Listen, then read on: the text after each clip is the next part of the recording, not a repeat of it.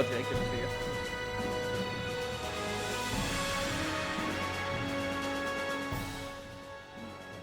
Lower that. Give me like 2 minutes to get the game pulled up.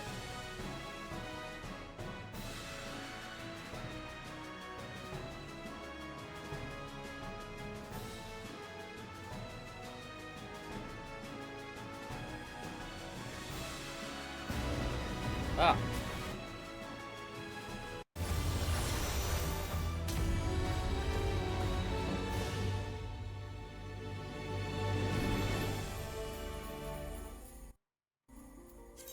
Okay. And I'm just now remembering that I didn't actually move Miku back to an inn and log out there. I just kind of logged her out standing near the Kobold quests, I think. In fact, is it Outer Lenosha? Yeah, that's the Kobold place.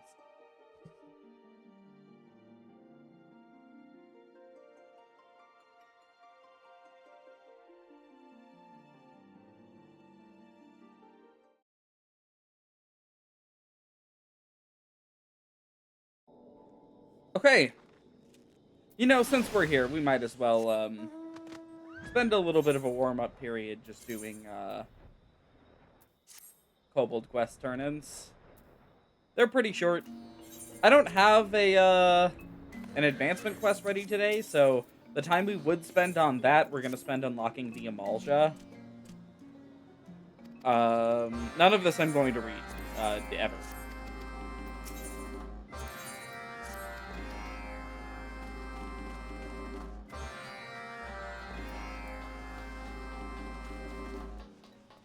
Oh. It's been too hot.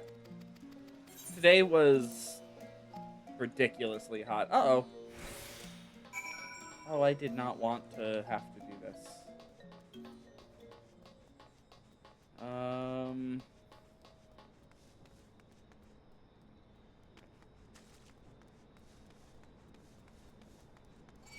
Oh my god. Yeah, it's over, it's over, it's over. Is anyone expected to do this? Okay, that's how.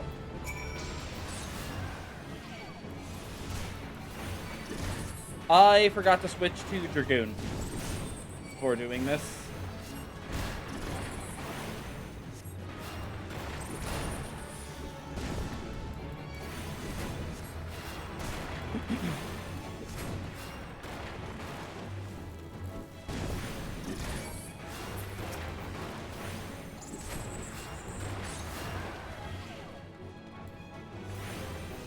I don't know how far this guy's range is. Okay, that's how far his range is. God damn it.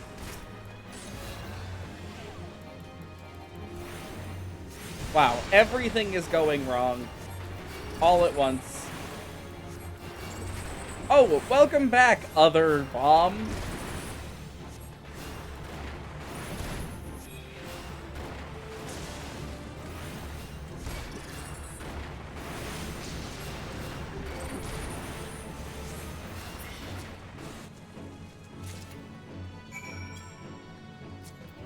Okay, and now we run away until I can switch classes. No, thank you.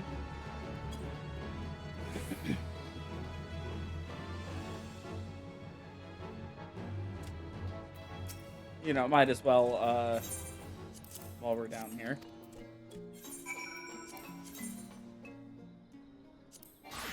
There we go. I do all these quests as Dragoon, and then turn them in on another class, so that that other class gets all the EXP. They don't give, like, a ton of EXP, but they give enough to warrant, like, trying to actually maximize it a little bit.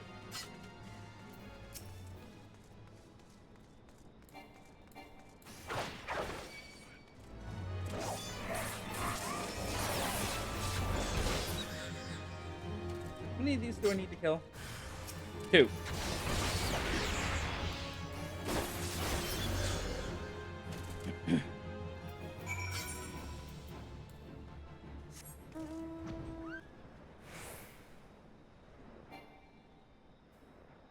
Let's see. We need to find breeding bombs.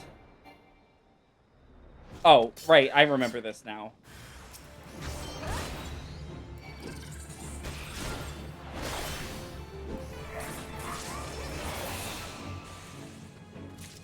They appear anytime you approach one of these fires.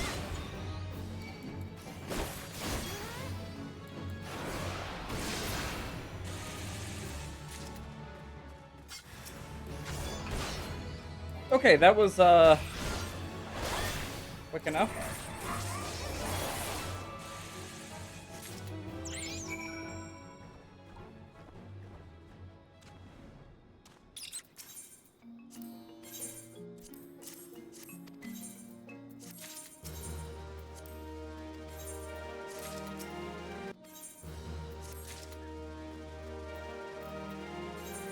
Okay,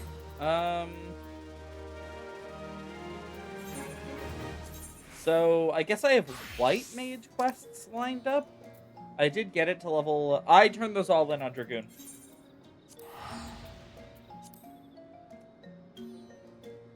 I turned all of those in on Dragoon after saying that I should be turning them in on Conjurer and White Mage.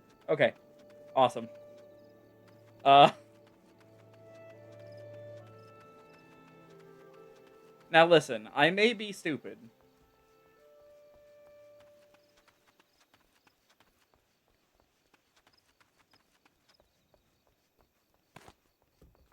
It's fine, it's fine. We'll get a level up on, White Mage through these quests, probably.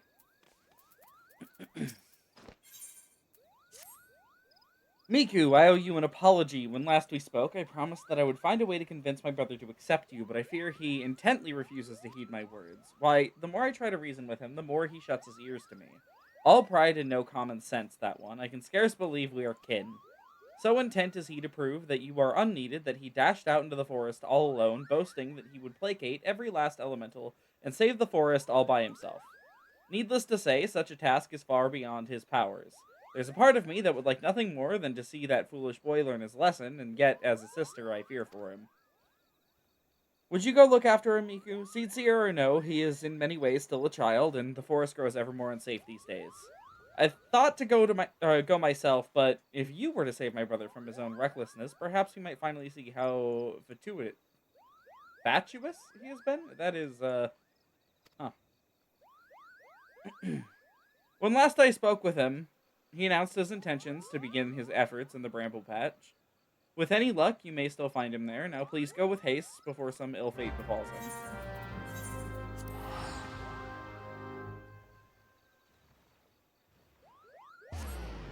And then we take a 3-month hiatus from the White Mage quests. And leave the child to his own fate.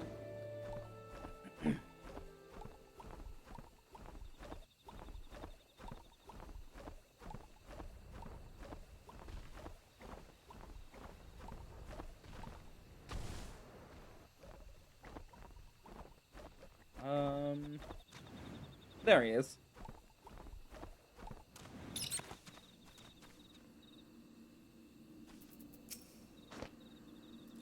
If it isn't my sister's favorite adventurer, come to show me up, have you?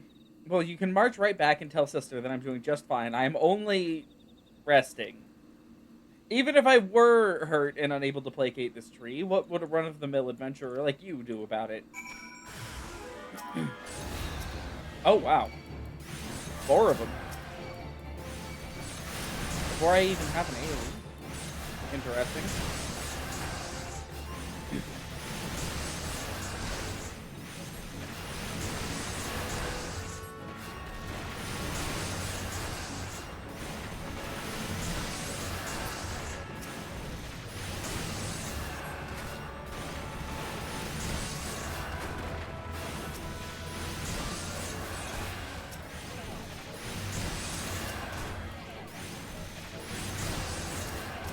Thank God this quest is actually tuned for white mages.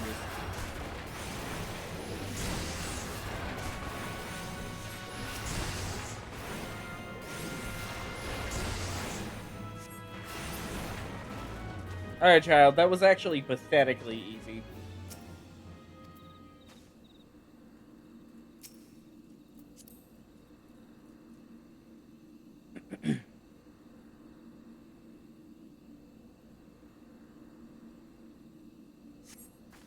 There we go.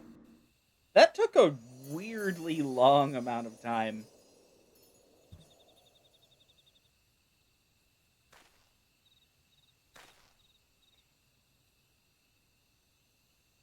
Beginner's luck. Do you think healing a sapling or two is going to convince me that you are a worthy inheritor to the teachings of Master Otoa? Arun, you yourself don't believe those words. Oh, hello. Why did you come here? If you were coming here... Okay. Sister, what are you doing here?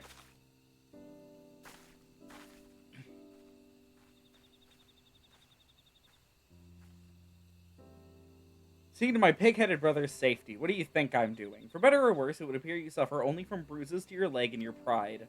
Arun, for all your obstinacy, I know that deep down you're no fool. No, you are wise beyond your years. You realize as well as I that the dire fate that will befall Gridania if we do not quell the Great One's fury and restore peace to the wood. The adventurer is not a Pajali, that is true, but what of it? Would you blindly trumpet tradition as the very forest turns against us and brings ruin to our home? We have greater calling to answer, you know this. I do, sister. Oh. Oh, we could see his eyes for a second.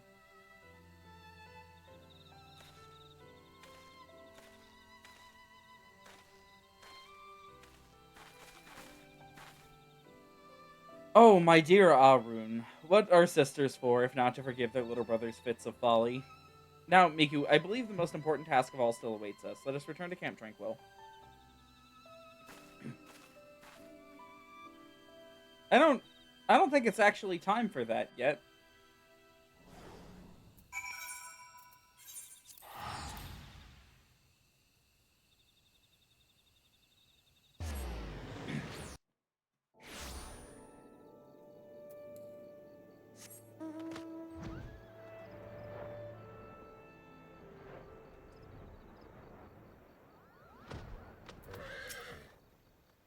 Miku, thank you. I knew it was only a matter of time before Arun came around to reason. And yet, his hesitance to accept you was not entirely unfounded. When we first met, I promised that one day I would share with you the tale of how white magic came to be regarded as a forbidden art. Well, I suppose this is as good of any for the telling. The tale begins some 3 millennia ago, in the 5th astral era. It was the time of endless frost, when a barren wasteland of snow and rime stretched as far as the eye could see. Food was scarce and warmth scarcer. The histories hold many a grim tale of those who died in their beds, starving and benumbed. So did our ancestors discover magic, born out of the most fundamental instinct, survival.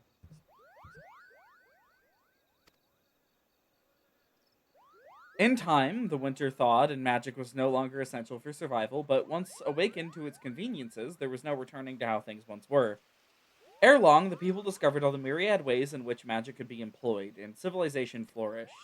But prosperity breeds contempt, and nations warred for power and riches. So did the people seek greater and greater power to rain destruction down upon their enemies. So was born black magic, the most devastating form of sorcery the world had seen. At the same time, another form of magic emerged, brought forth by those who would keep this immense destructive power in check. That is white magic, our magic. Does this surprise you? Just as there can be no dawn without the night, the white and the black are just two sides of the same coin.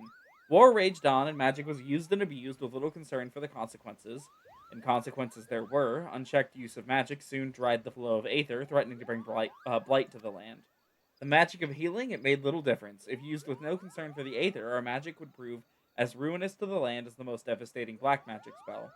And so it was that practicing of white magic was forbidden with one exception. The Podjal, our kind, were entrusted as the sole shepherds of the now forbidden art, to serve as healers and bringers of peace while ensuring that this great power would never again be misused. Though he's still young, Arun feels this profound sense of responsibility as strongly as any of us. Thus his hesitance to accept you. But having seen your abilities and sincerity of your intentions, you can rest assured that his doubts have been dispelled. With the three of us united in place and purpose, and your skills ever growing, the day that we may perform the quieting draws near. To our fortune, the Great One has not yet been entirely consumed by fury, but our time remains short. To commune with the Great One and restore the Twelveswood to its former state of harmony, we must truly be one of heart, one of mind. It is to this end that Otoa Kant has guided you to us. Further your majesty of our art, Miku, and let us mend the wounds of the wood together. Oh, Cure 3.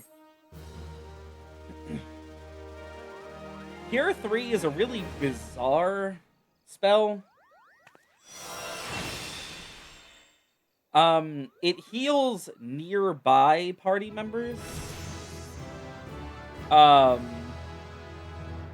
It's a solid healing spell, a little bit too expensive for my taste, but a decent one nonetheless. It's kind of an AoE, but it's nowhere near as good as Medica in terms of range. I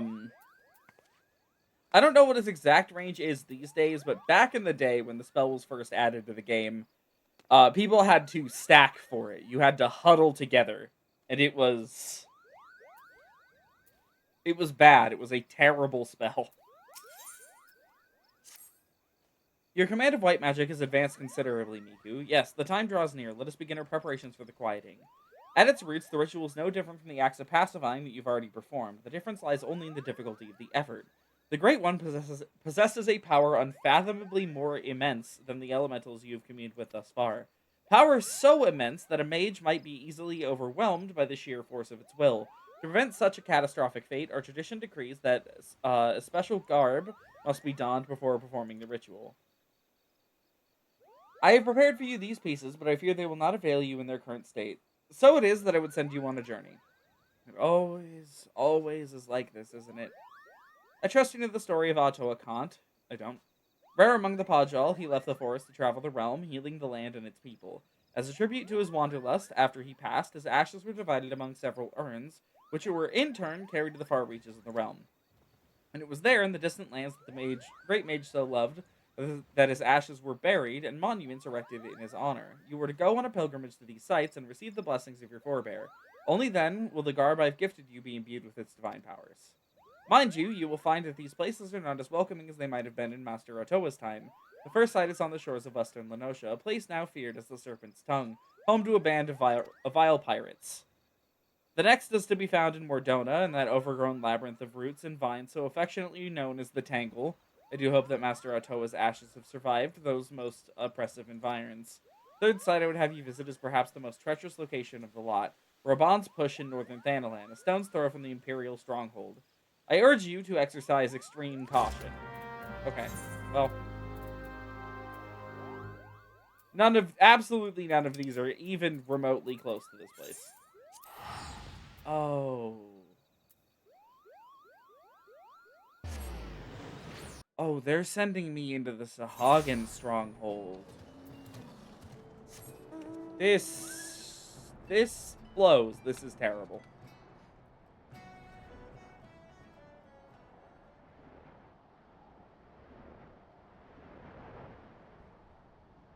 At least I can fly now.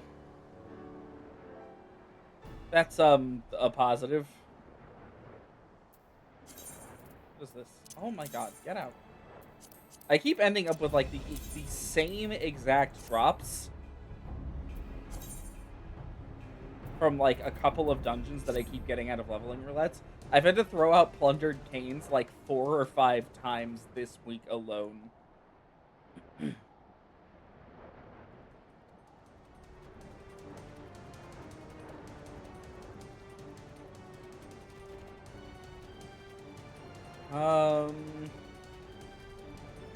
Oh. I see the problem. I'm on the wrong side of the rocks.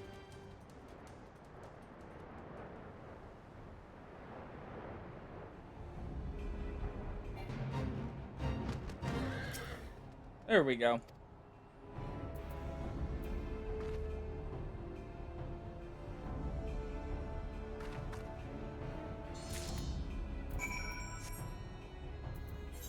In the Tangle in Mordona.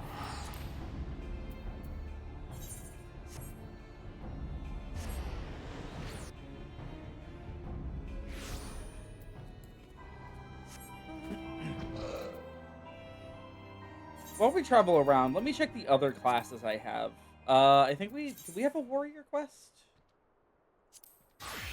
We do. We have a warrior quest. Obviously, we have pugilist quests. I believe. Oh no, actually, we don't. let's see. I think we have Thaumaturge Quest? Yeah, okay, so we'll do the Warrior and the Thaumaturge Quest. And then, I guess unlock the Amalj'aa?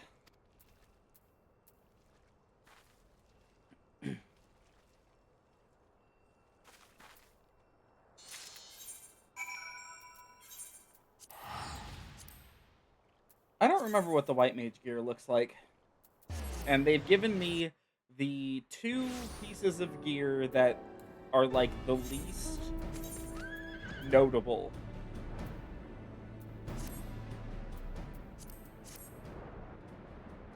For, like, appearances.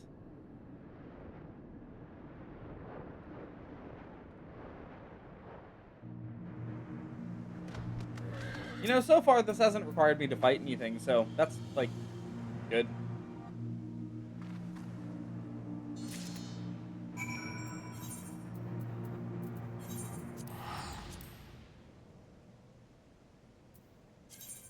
That pants. Okay.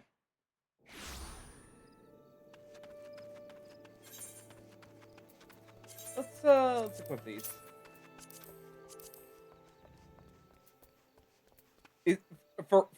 Are you fucking for real right now? It just removed my pants? That's not at all what that looks like. What is happening here?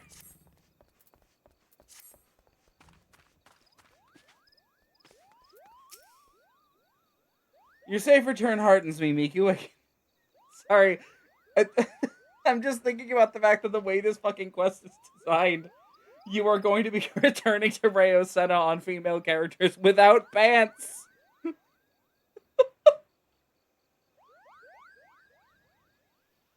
Holy shit. Your safe return heartens me, Miku. I can feel newfound power emanating from the garb I gave you. I trust that this stage of your pilgrimage was a success. Now that you have traveled the realm and seen the land as Master Ottawa did, I would share with you the rest of his tale. The histories claim that Ottawa Kant disappeared in the mountains of Ogomoro, the Kobold motherland. This is not true, but there is more to the story. When the Great Mage did not return from his journey, one of his most devoted students went in search of him. As the legends have it, the young mage single-handedly fought off veritable legions of kobolds while scouting the mountains for any sign of his master. Sadly, it was as all had feared. Though the young mage eventually found his master, the great Ottawa Kant lived no more. As if the death of the man were not enough, Theris, Ottawa Kant's great staff, a mighty relic passed down by his ancestors, was lost to the shadows. Undeterred, the young mage fought off the kobold hordes to carry his master's remains back to the surface. A ceremony was held to honor Master Ottawa's life and deeds, and urns housing his ashes were carried off to the far-reaching frontiers of which he was so fond in his living years. All the urns, that is, except for one. Yes, though the precise location is known to only a few, Master Ottawa also rests closer to home, here in the Twelveswood. Not far from Proud Creek, you will find yet another monument to the Great Mage. Take with you this habit and pay your respects as before. If you keep pure intentions in your heart and in your mind, then the healer's robe shall be your reward. Proud Creek.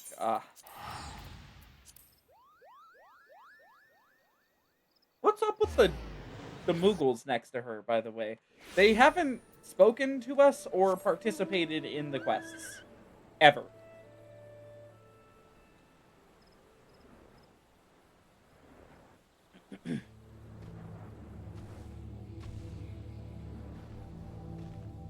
This area...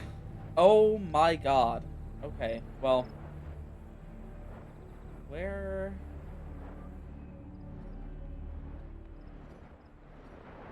You can't be serious. If I get attacked by those, I'm going to die instantly. So, new plan.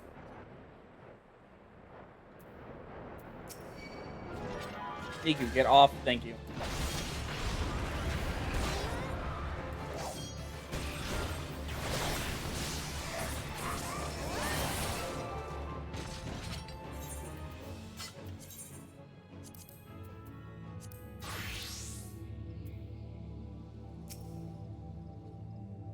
Okay, the grave has been defiled. Its contents appear to have been stolen. The power of Ottawa Kant has been lost here.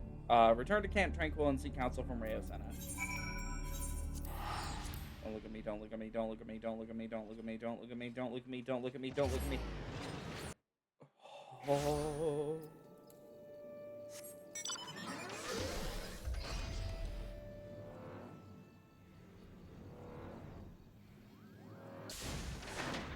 What is... She's a child. Okay, so these guys have known Rayosena forever, and they're just not participating.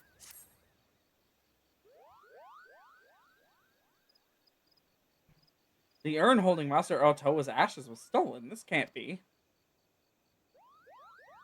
Grave robbery is a damnable enough crime in itself, but what manner of scoundrel would dare defile the resting place of a podjaw? Rest assured that I will investigate this heinous crime immediately. In the meantime, your pilgrimage demands you travel to one last destination. The final leg of your journey will take you to the very place that Master Ottawa drew his last breath, Ogomoro, homeland of kobolds in outer Lenosha. It is there, in plain sight of the Kobold Dig, that a student of whom I spoke did erect a monument to his fallen master.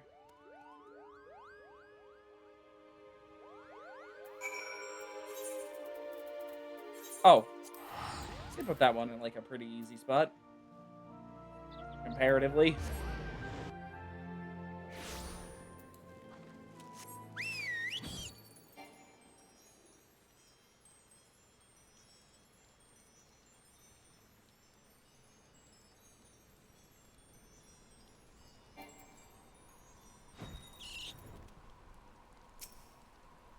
Her stone is inscribed with an epitaph. Oh, right. Okay.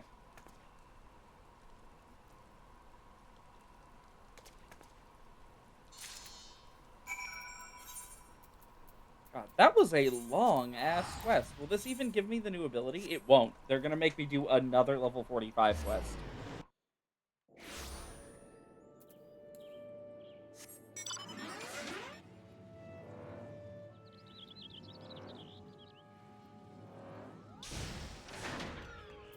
Okay. Welcome back. Making the journey was not an easy one, I trust. It was actually so easy. And yet I knew that Master Ottawa would guide you safely back to me. In your travels, you have received the blessings of our great ancestor, and yet this was not the sole reason I sent you on this pilgrimage. Perhaps you've sensed something of my intentions during your trip. Yes, Miku, as she who would inherit Master Ottawa's legacy, I wanted you to truly walk in his footsteps, to see the realm in both its beauty and its suffering with your own eyes, as the great mage did so long ago. And yet it is strange, no?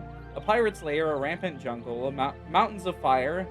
Of all the hostile environs to which you journeyed, the single grave despoiled that which rests right here in our forest home. I suspect this is the handiwork of no witless grave robber, but rather someone who knew all too well the value of that which was buried within. We must uncover the truth behind this crime and return Master Ottawa's ashes to the rightful resting place, and quickly. You're with me, yes? Oh, I can equip this now. Yeah, okay, it's making me do another. Grave robbery is the loathsome enough crime in its own right. Oh my god, this is the same line, word for word. Such an act can only be performed by the lowest of bandit scum. Though I would like to think that the elementals have already delivered due justice to the villain, we must take no chances in allowing an escape. While you were away, I put my best Moogle on the hunt, searching for any sign of the culprit or the stolen remains. I dare say he should have a clue or two for us by now. At least he better if he values that little ball on his head. Suffice it to say, though many Forestborn think of the Moogles as blessed, my own personal experience has found them to be more touched than anything else.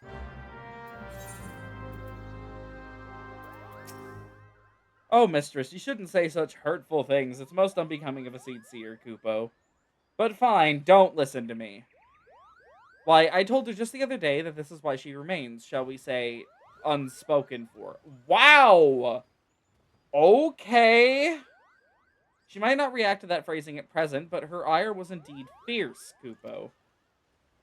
Of course, you have not come to discuss my mistress's temper, but the grave robbery, a most unforgivable act of villainy, if I do say so myself, which I believe I just did, Kupo. I am pleased to say, and you will be pleased to hear, that the culprit did not escape my Moogle eyes, Kupo. Well, my eyes, he did escape. My associate, Hook no Pokey, good god. You know, actually, gun to my head, I don't think I can pronounce this guy's name either. Kupshakuppa? What? Let's see. Claims to have seen a band of ruffians skulking off in the direction of Red Belly Hive with various and sundry stolen goods in tow. Among them, a rather conspicuously elaborate urn, Kupo. I do not know what the Red Bellies are up to, but surely it can be nothing good. Please, Miku, go quickly. If the urn is lost, I fear Rayo's ire will be the least of my worries, Kupo.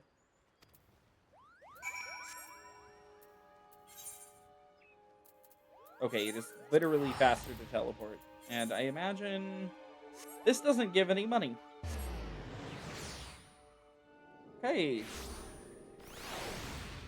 Note to self, the white mages are cheap.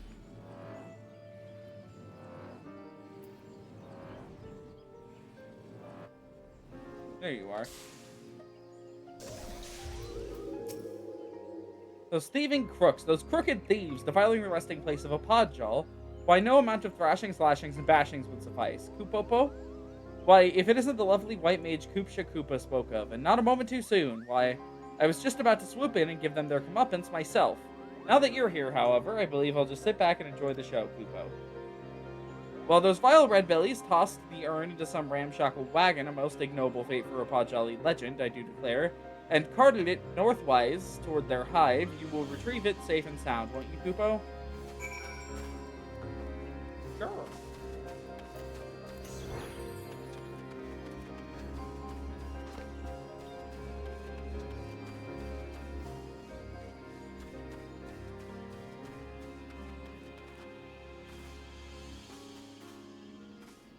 Alright, where's the dudes?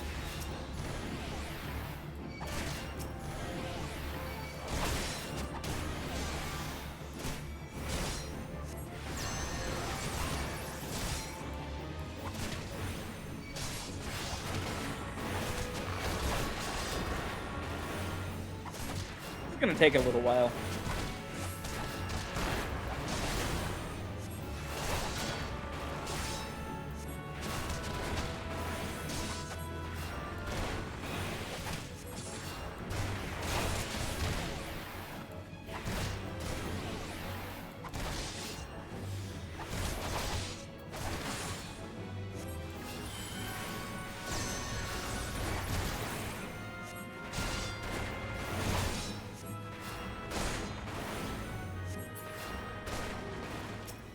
Alright, give me the urn.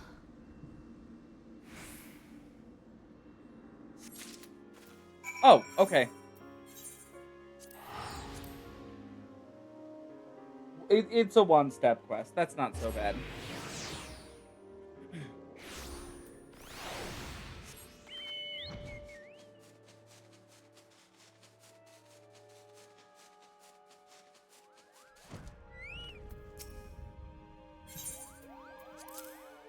Here you go. Thank you, Miku. The remains of our exalted forebear, hauled away by brigands like a sack of loot. Is that what our land has come to?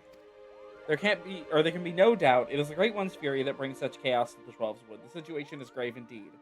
I shall have our wood whalers deal with the red bellies. We have more important matters before us. And yet, I fear we have hit another snag. Though the urn has been safely recovered, the harsh treatment it suffered at the hands of the bandits has taken its toll. Uprooted from its proper resting place, the power of Otto Akant, once housed within, has grown dim. I shall return the urn to its rightful home. Perhaps, over time, it will return to its former state. And yet, I fear time is a luxury we don't have. We must explore other means to enchant the ritual garden.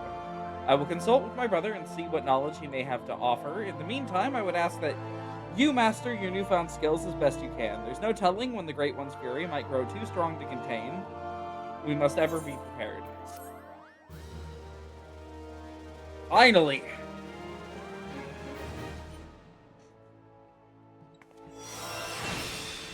Holy is one of, like, the craziest AoEs in the game. It can be cast without a target. It hits everything around the caster, and it stuns them as well. Which means that enemies, like, in big, like, groups are constantly getting interrupted. It's honestly the best thing about White Mage. Okay, let's see, so we have to do Warrior Quest. Am I missing an ability on Warrior? Technically, no. It doesn't seem like I am. Oh no, I'm missing the Beast Gauge. I'm missing the entire Beast Gauge. Never mind, I am missing a very important ability.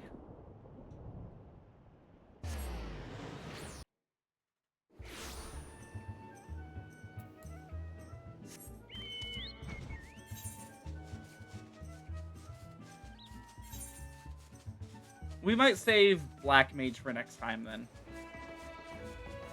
Actually, how many quests do I actually have lined up for Black Mage? For level 17 and this is level 15? Okay, we'll see what time we finish the Warrior Quest. I'll be heading back to Thanalan anyways to grab the Amalj'aa Quest. This is not Precarious Gorges. There you are.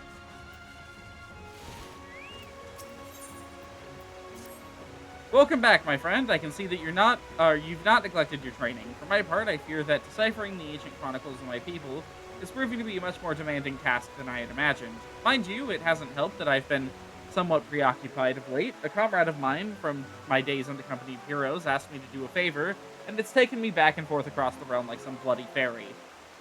I know what that's like.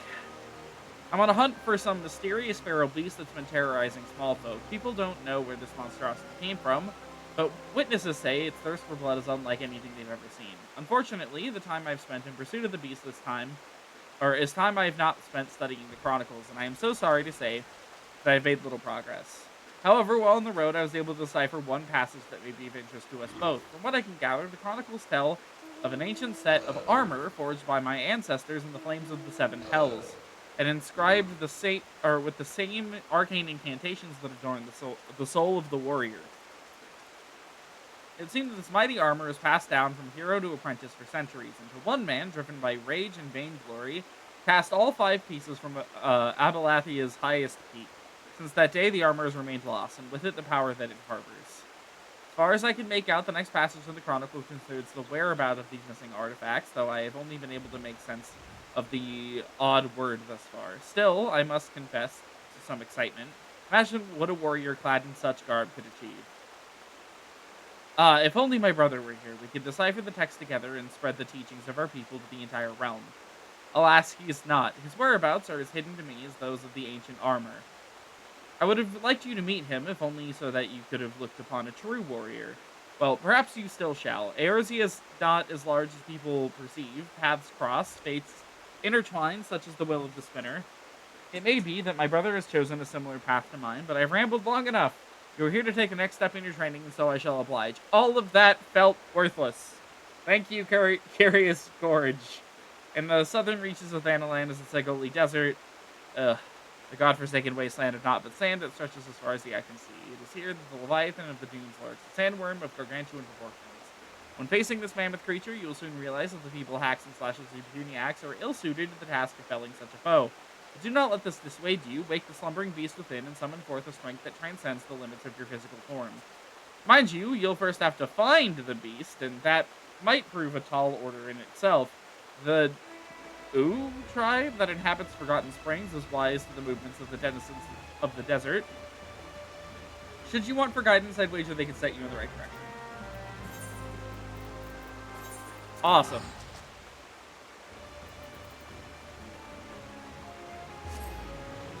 You know, I mean it. I'm going to show every class quest. I'm going to show all of them. But,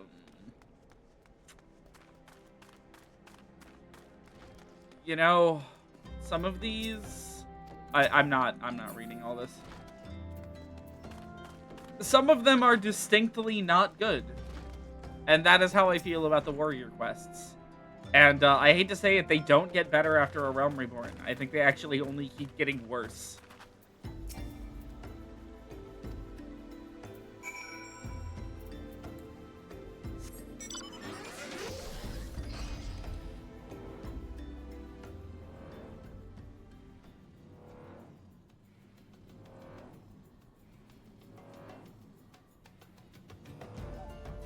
Unfortunately, it seems like after we hit level 50 on White Mage, the next class I'll be leveling primarily will be warrior.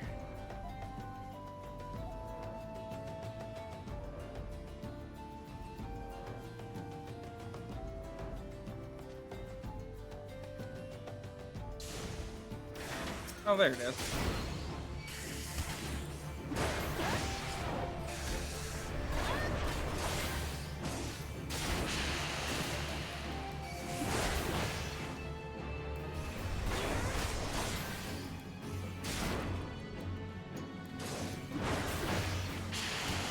This is nowhere near as difficult as Curious Gorge made it sound like it was going to be.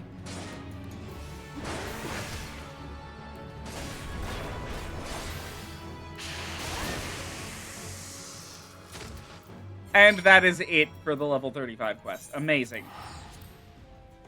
Truly incredible.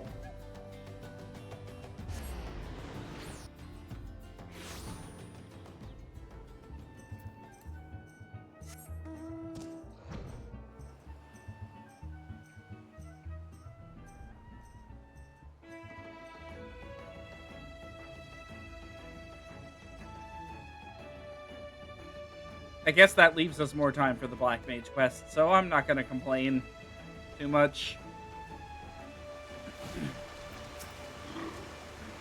Ah, Miku, your crystal grows ever stronger.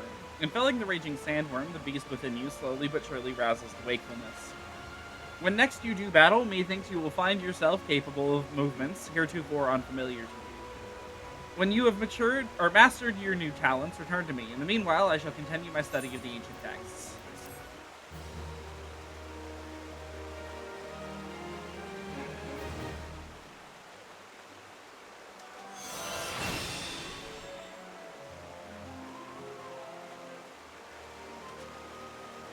Okay. Well, now we have the proper beast gauge. It's a meter that fills when we attack. Probably gonna set this like here. That's it. That's all it is. It's a meter that fills when we attack. We can use it for more attacks. Back in the day, Warrior was referred to pretty often as the red DPS. Nowadays, it's a green tank. It is a tank that can heal itself so well that a lot of bosses can just be soloed by it. Do I need any... Okay, yeah, we can upgrade our gear. Okay. Put Thaumaturge and head back to Ul'dah. And while we're in Ul'dah, I will be accepting the Amalj'aa quest, I suppose. It's half tempting to also unlock the Sylphs while I'm at it. We currently can't actually unlock the last one, the Ixal. I don't have any classes high enough level. I'm clearly working on it. I'm just not there yet, so...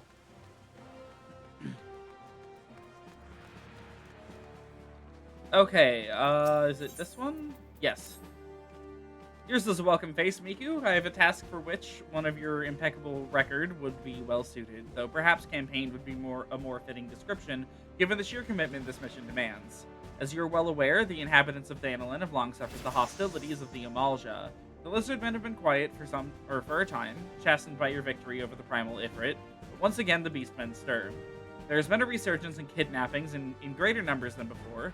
Matters have grown so far out of hand that the local garrisons have petitioned us for reinforcements. That is why I wish you to lead an extended action against the Amalj'aa and put a stop to these raids. Report to Commander Giselbert, head of security in Little Alamigo, and he will brief you on the details of your duty. Okay, we'll do that after we clear the Thaumaturge Quest.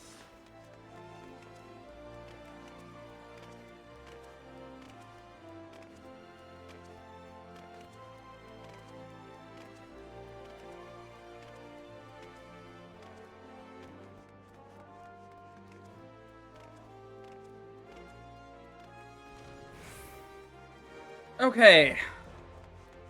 You know, I've given some thought as to what our dungeon for tonight will be. I don't think we'll make it through enough MSQ to see the next thing that it has for us.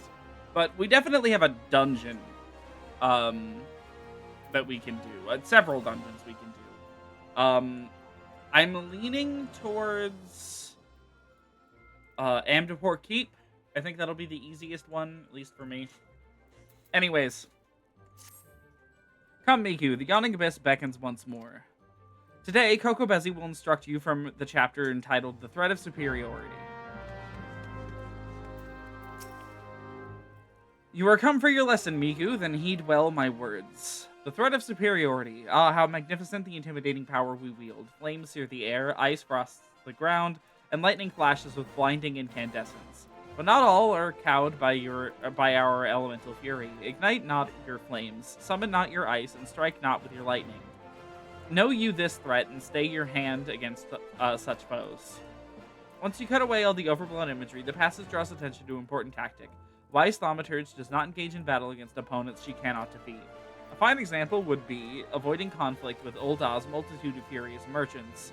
These soulless, ravening creatures are afflicted with the madness of insatiable avarice. God, you're telling me. Do you perhaps recall the crate of ether, the crate of ether you received or retrieved from the Amalj'aa bandits? Well, a number of irate peddlers have arrived at the guild, the gall to demand recompense for the few measly vials we emptied as our just reward. Oh. I see. Alright, yes, we drank the entire bloody box. But the point is that the guild cannot presently afford to pay such a sum. You guys can't afford to buy one box of ethers? What kind of guild is this? Thus I pass on to you the secret of my last and most potent defense. Shameless weeping. I'm not speaking of a few tears here. I want you to stride right up to these tyrannical traitors and cry your eyes out.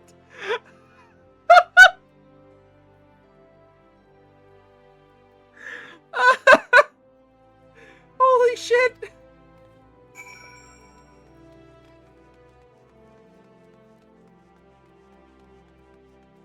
I am floored by this.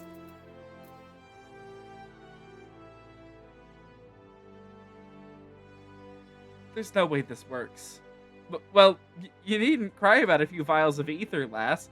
I'll tell you what, you dry your eyes for me and I'll take care of the loss out of my own purse. Oh my god, it's working.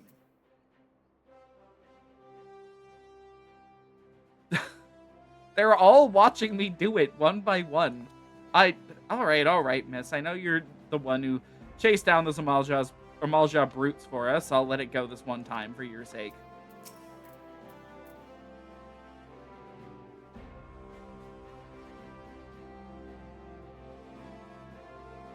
It's not that. Oh dear, I'm not angry at you. You understand. It's those 5 ether-addled brothers I take issue with. You tell them the next time this happens, I'll have the price taken out of their unprincipled hides. Unbelievable. It worked.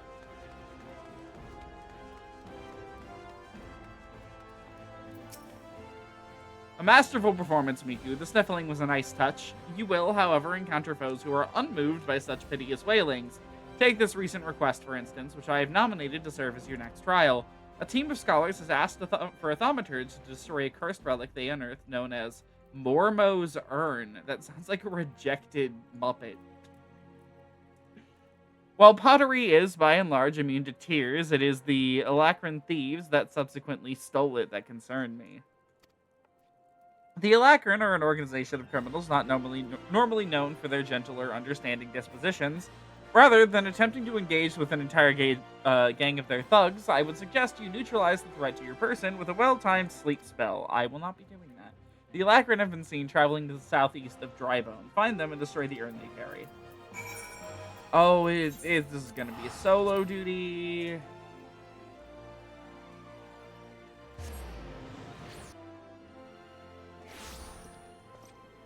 Not only is it going to be a solo duty, from the sounds of it, it's going to be a solo duty that I don't have backup for.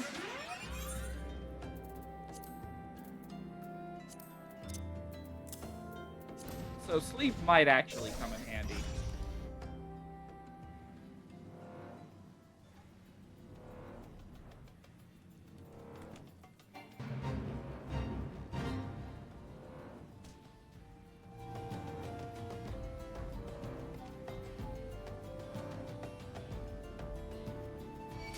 No, no. No, no, no. No, no, no.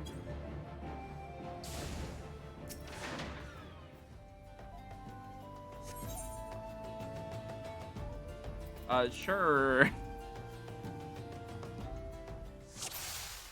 Where did I... Hold on.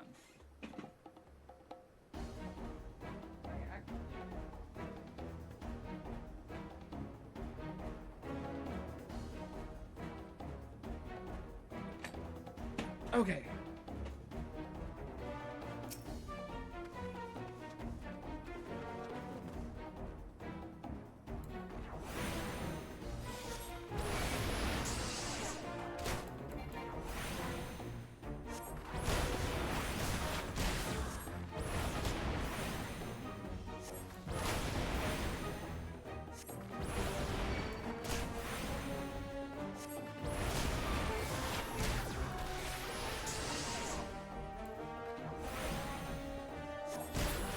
Why do so many other, like, solo duty sets get NPCs that help out? And the Black Mage one is like, yeah, fight a bunch of enemies on your own. You can't heal, and you have no crowd control, and if you get hit too much, then your casts get interrupted. Fuck you.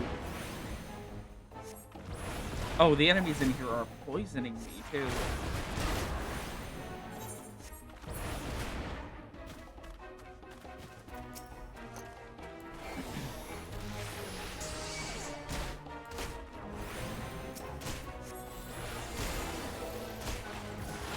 Go to sleep.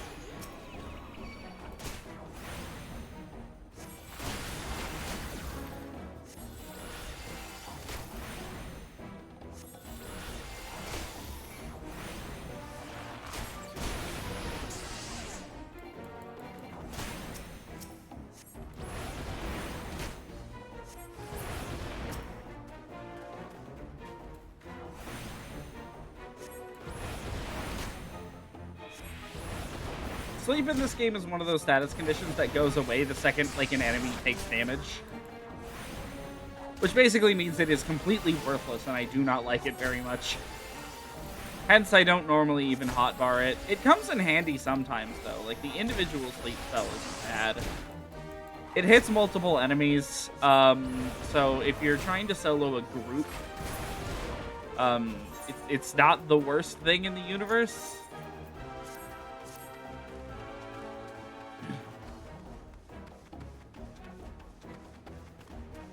Oh, there's the urn.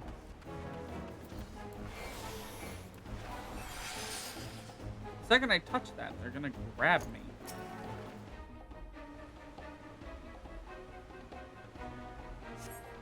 Oh. Never mind, I got cutscened. Miku, a moment if you please. Pray allow me to shatter that urn. What? I thought that if I assisted you with your task, then my brothers might finally deign to take me seriously, so I followed you. What have we got here, then? A couple of nosy sand rabbits that are about to get skinned. Oh, dear gods, where did they come from? Okay. What are you even wielding? Oh my god, he's actually wielding the primary tool of the alchemists and auto-attacking with it. You know, when I was complaining that we don't get anything as like an NPC party member, I didn't mean him. I didn't want him.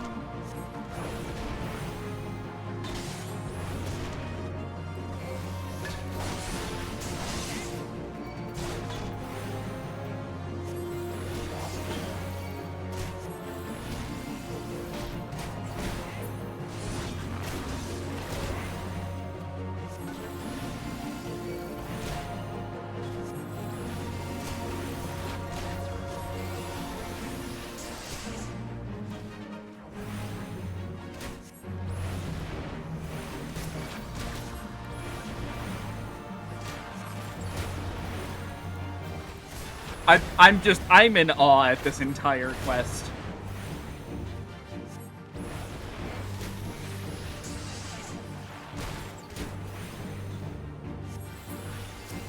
Where are they coming from, exactly? That one fell off of a cliff to get here.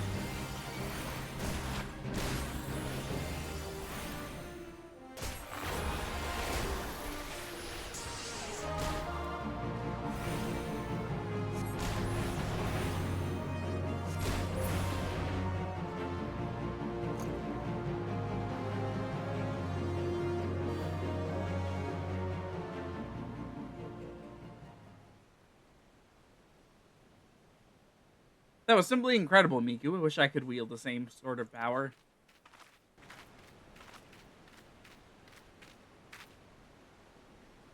I became an alchemist in the hopes of creating some manner of mana-amplifying elixir, but all my efforts have been for naught. The results have been far too mild to make any difference. I'll never be a thaumaturge like my brothers at this rate. I'll forever be the pitiful, powerless little sibling. I actually don't think you want to be in that guild. They can't afford to buy ethers.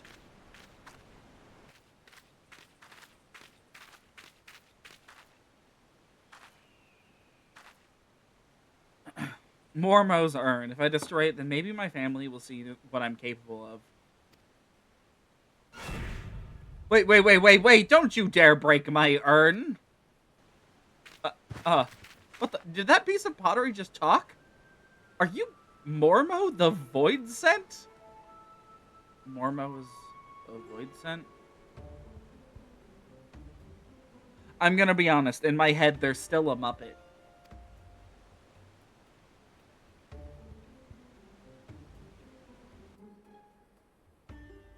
Well, yes, I am Mormo, but I'm one of the nice Void Scent. It was the nasty ones that sealed me up in here for helping a mortal. If you'd be so kind as to open the lid of my urn, I would be happy to grant you a wish, anything you desire. Fortune? Fame? I'm not really interested in fame or fortune, but perhaps there is one thing. I'd like to have etheric power equal to that of my brothers. Power, is it? A perfectly acceptable wish. In fact, I sense the latent ability buried deep within your spirit. It would be a simple thing for me to turn it loose. What more is there to think about? Open the lid! This sounds like a really good idea. Do it. You're not gonna step in, Miku? You're not gonna help?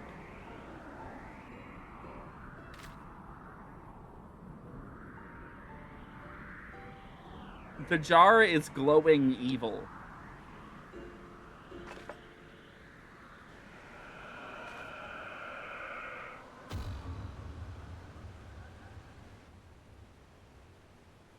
Well, I don't feel different at all. I think Mormo may have been lying. Come, Miku, it's time we were leaving. Oh, weren't we supposed to break this urn?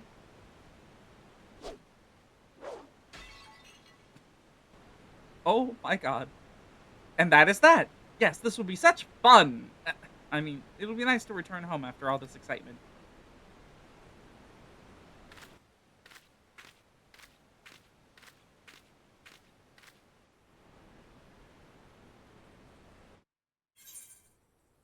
Huh. Yeah, okay. Sure.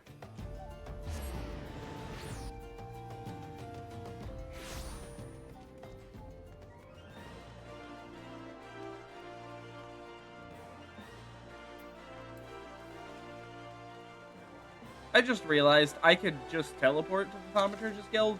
I don't need to walk there. But, you know, sunk cost and all that. I just noticed that there's, like, an orange glow to that.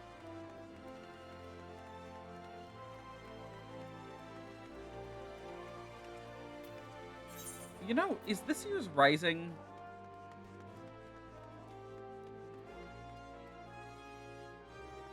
here in Ul'dah?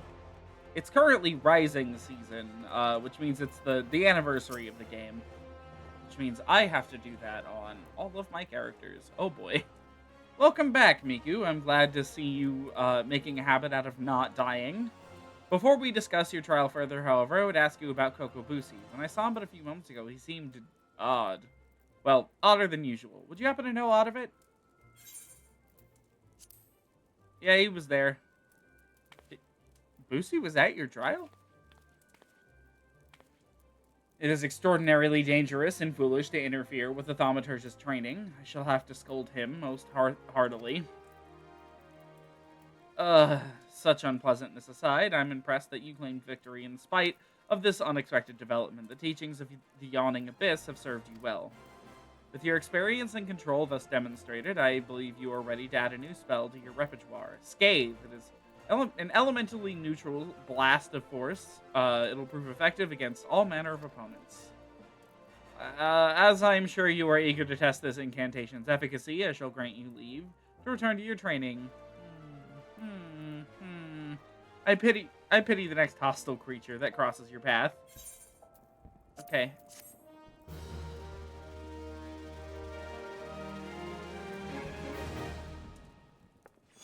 These Laldafell scare me.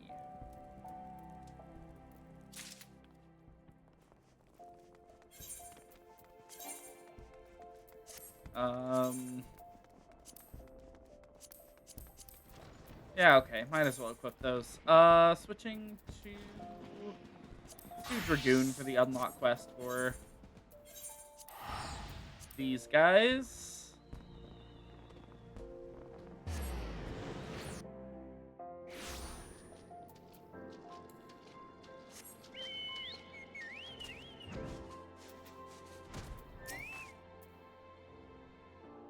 Let's see. Commander Swift said he'd assign someone to assist with our growing beastman problem. Glad to see the urgency of our situation is being taken seriously. Now, as I'm sure the commander explained, the Amalj'aa activity in the region has grown almost frenzied. It seems like the lizard men are determined to carry off every peddler and traveler that tries to pass through southern Thanalan. And I'm not speaking of furtive nighttime raids here. The bastards are striking in full daylight, and even against escorted merchant caravans. We've heard reports of raids as far south as the Sigoli Desert. So, it's not a simple matter of increasing patrols on the roads to Little Alamigo. We must mount a decisive response, and soon. The next time the Amalj'aa appear, I want you ready to send them back howling into the desert. Not long before you arrived, in fact, our scouts reported that a merchant resting in plain view on one of the trade routes. Make haste into the location I've marked on your map and see that fool isn't taken by a raiding party.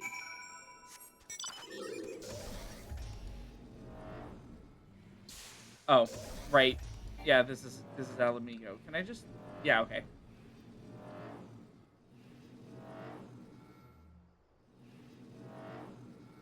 The inside of that place is awful, and the fact that there's, like, only one way in and out of it, and you can't fly over it, horrible. Just horrible.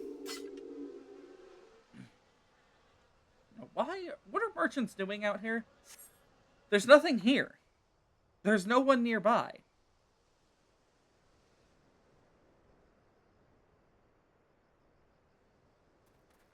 I'm sorry, was he pulling that cart by himself?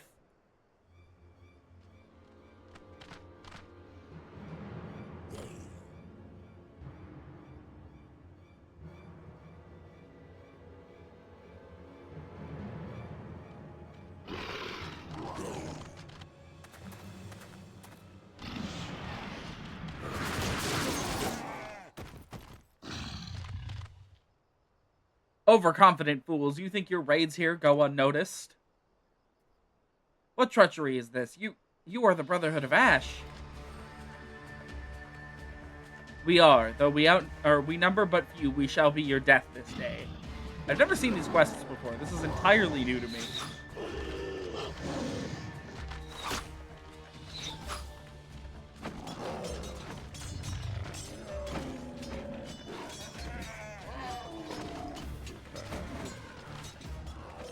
Traitorous heathens, your victory will come at a price. Oh.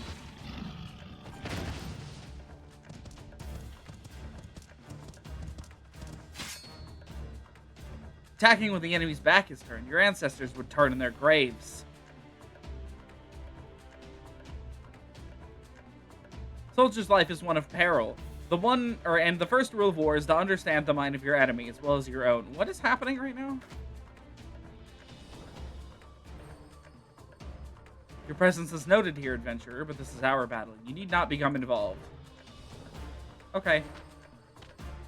I'm certainly not going to disagree.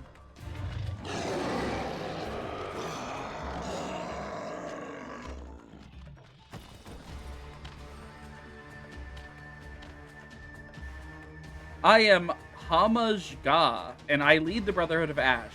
We are what remain now that the all-consuming flames have reduced the rest of my people to unthinking zealots. You interest me, child of Eorzea. Be it fortune or fate, I would not ignore the forces that sought to bring us together. I extend to you an invitation to join us at the Ring of Ash.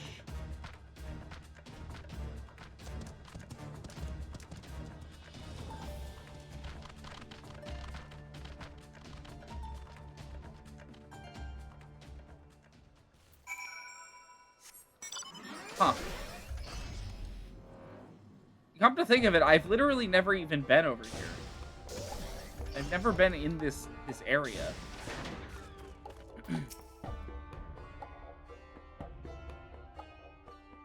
Welcome to the Ring of Ash, adventurer. This place serves as home for our humble gathering of soldiers. My brothers and I ever seek to hone our martial prowess and honor the blood of our ancestors. We keep to the old ways of the desert nomad and of the warrior. To those who are worthy, we show the proper respect regardless of origin. Your aura, it carries the reek of brimstone. Could you be the one of the champions said to have laid low the Lord of the Inferno? Then I would have you understand the curse that has befallen our fanatic brethren. They have forgotten the code which governs our people, the glory that comes with a warrior's death. They spirit away the weak and the feeble, and offer them up in exchange for the barbed blessings of a hoary god. Day after day I witness the shameful acts of my kin. The honor of the Amalj'aa is fated, a fated paltry thing, no longer driven by the righteous fortunes of battle. It is these kidnappings that most stoke the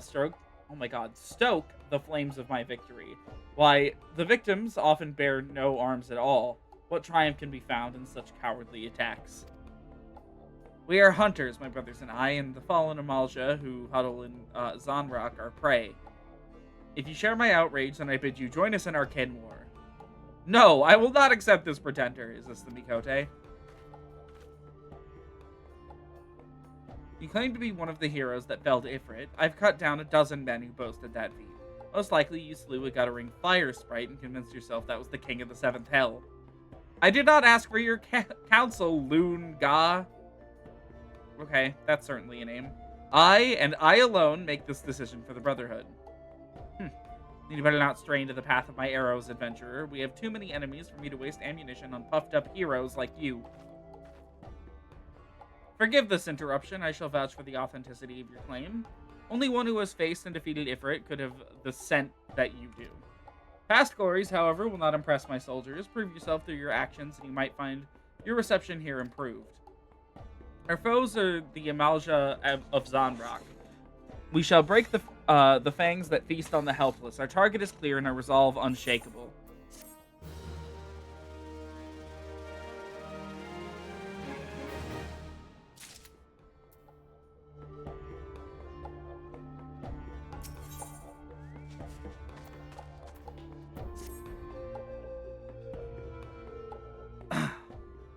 We, the Amalj'aa, were once simple nomads who roamed the vast plains of Pagelthon. If any sought to impede our path, we relished the challenge to our skill at arms. For as long as our people have existed, it has been the tradition for aging warriors to make the pilgrimage to the holy land of Thornmarch, and there confront the specter of death. It is an honor to cast one's time-tempered soul into the sacred flames and return one's body to ash. But these craven whelps of Zaharach quaver before the death's inevitability. They seek not to fortify their spirits, instead groveling before a deity for the strength they do not deserve. I have not the words to express my disgust for the manner of this groveling, this subjugation of the meek by contemptuous weaklings. The path to true greatness lies only in conquering those greater than oneself, and in the doing attaining mastery over one's own failings. War leader, there's trouble. The Flame Fangs have scented fresh prey. We must sound the call to arms. Seems you have the chance to prove your talents, adventurer. Show the Brotherhood your unbending steel. Loon-Ga. Your wish, war leader? This warrior is known by the name of Lunga. Though her form may be Mikote, her soul harbors a raging blaze to match that of any Amalj'aa soldier. We of the Brotherhood know only the struggle for martial perfection. Tribe, clan, gender, these details matter not. Lunga, you will accompany your newest ally into battle. What? Why choose me for this task? Surely the others are more fitting. Some hatchling in training, perhaps. Oh, hatchling. I guess I knew they were lizard men, but I didn't expect them to have, like, eggs. Ugh. I'm not going to think about that anymore, actually. I'm done thinking about that. Enough. I grow weary of your insolence. Shall I have my blade answer your mewling? No, war leader. Shall be as you command. Now we shall see you for the charlatan you are. Meet me at this spot on your map. I pray your screams are short-lived.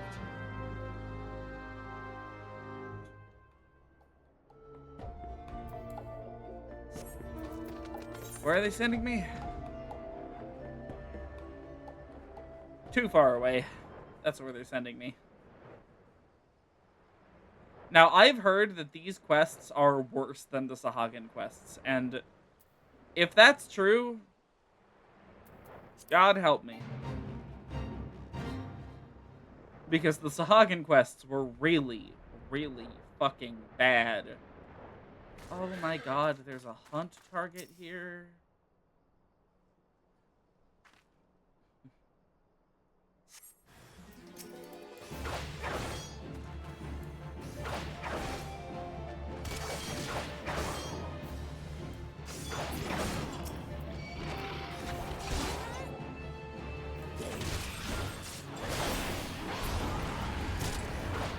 I'm not getting close, actually. Oh, thank you for coming over here, Mr. Archer.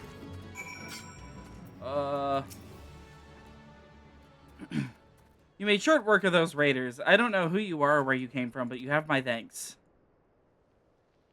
I've heard the Amalj'aa were snatching folk from trade routes again, but I thought that was just my rivals trying to scare me out of business. After all, the roads have been safe enough for a while now. I'll have to hire a guard or two for the next time I pass through here. Damn beastmen. Sell sword wages do so eat into a man's profits. I expected you to die here. Come now, we return to the Ring of Ash. Hey, it worries me that is not the end of the quest.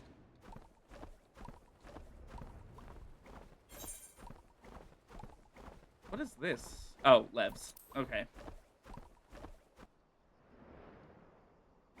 I'll try to unlock a lot of the Lev quests, but, like,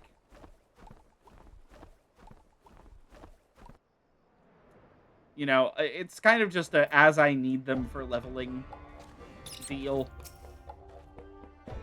You are no hatchling in battle, that much is obvious, but do not think me so easily impressed. There is yet the question of your resolve. The Brotherhood of Ash is a conclave of elite warriors. Under the command of Amalj'aa, we wage war of attrition against the zealots of Zanrak. Those fallen Amalj'aa build altars and pitch camps wherever they please, convincing themselves they are the masters of the Holy Land. You must feel brave indeed to challenge none but the weak and the undefended. Recall the raiders you but recently faced. They were members of the Flame Fangs, a faction among the Zanrak Amalj'aa that, more than any other, delights in kidnappings. Naturally, they also draw the most ire of the Brotherhood. It is our mission to see their ambitions grounded into the dust, and their leaders slain. Indeed, it is the duty of all who would call themselves true Amalj'aa warriors. And now, a warning. Do not seek to meddle too deeply in our affairs. This war is not some distraction to be dabbled in by outsiders such as you. You think my words unconvincing? You think that I, too, am no Amalj'aa? The seven hells with what you think. Okay. Go, make your report to Amalj'aa before he has to find himself a new pet adventurer. Okay, and with that, we've unlocked the Amalj'aa. We only have 2 more that are still locked. Honored ally, news of your battle is spread throughout the camp. By all accounts, you fought with uncanny ability. None may now doubt that yours was the hand that slew a raging god. If our cause rings true in your heart, then I would further welcome your aid. Will you unleash your fury alongside the Brotherhood? Well said, yours is a true warrior's heart. Though we differ in many ways, the foe that we would topple is the same. Let us vow death to the Flame Fangs. Theirs is a fire that cannot be suffered to burn.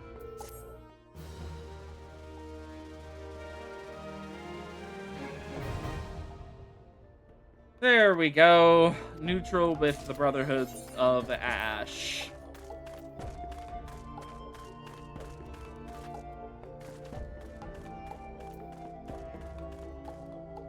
Yeah, okay. I'll be back later to do some of these. Amdapor Keep.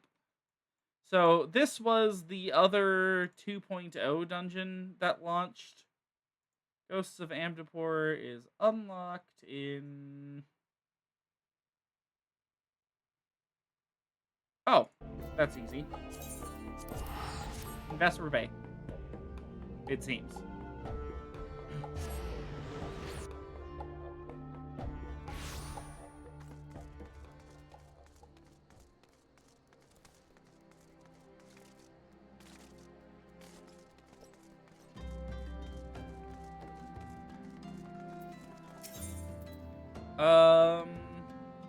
Yeah, let's grab this. Going for gold is just an alternate unlock quest for the Aurum Vale. If you don't mind my saying, it seems to me that you've been wanting wanting for stimulation of late. Aye, the air of torpor around you is quite palpable. Adventurers are as next of kin to explorers, my friend. Like us, you need regular doses of excitement, else you're like to shrivel up and die. I would hate to see that happen to you, so I will tell you of a place that will surely set your heart to racing. Amdapor Keep is a ruined fortress situated in the South Shroud, dating back to the 5th Astral Era. If the thought of delving into the past sets your loins afire, the keep will surely serve to quench it. The entrance is watched by a wood whaler named Maxine. Give her my name and she will tell you all you need to know. I'm gonna leave it at like one of these optional dungeons per stream for now. Just because we still have so much of Realm Reborn content to cover between the Beast Tribes and the main story and all of the class quests. We have a lot. We have a lot to go through.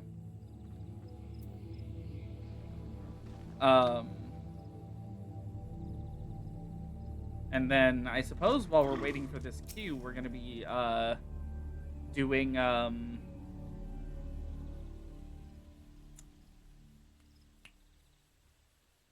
the main story. Here at Nedric's recommendation, then you must not be without skill. That said, it is my duty to warn you of the dangers that await. This fortress was built by the Amdapori, an ancient people who rose to power upon arcane knowledge. During the heyday of their civilization, they built magnificent structures such as this. Alas, that splendor has long faded into memory, and the keep has become a lair for the lambs of Dalamud, a doomsday cult. Some of the cultists have even succeeded in summoning Voidsent, and we wood whalers welcome capable adventurers who would be willing to keep their numbers in check.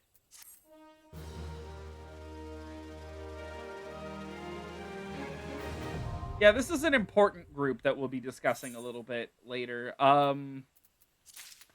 The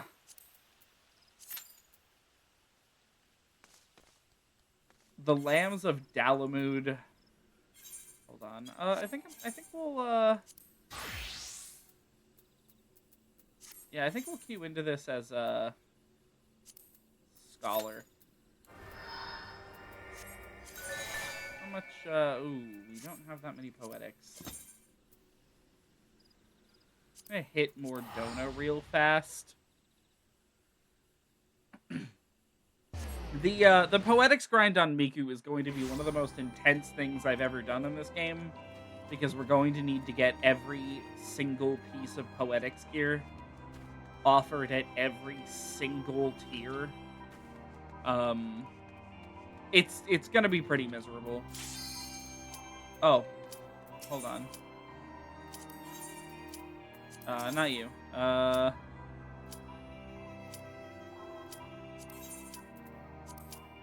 We don't have enough for anything.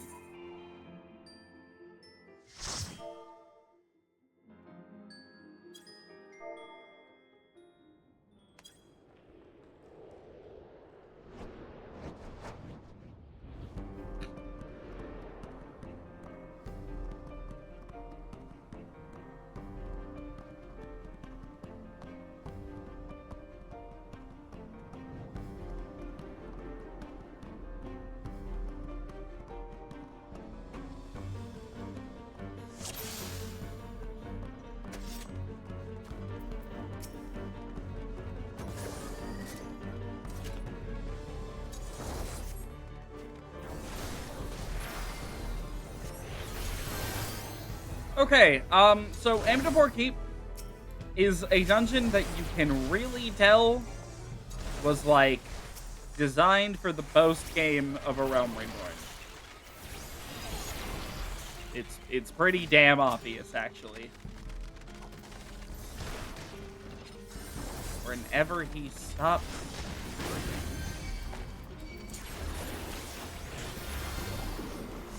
There we go. There's no walls in here.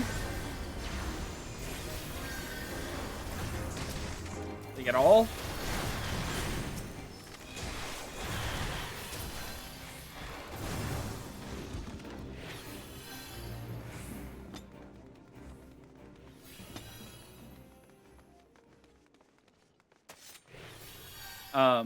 Which means you can just pull forever if you want.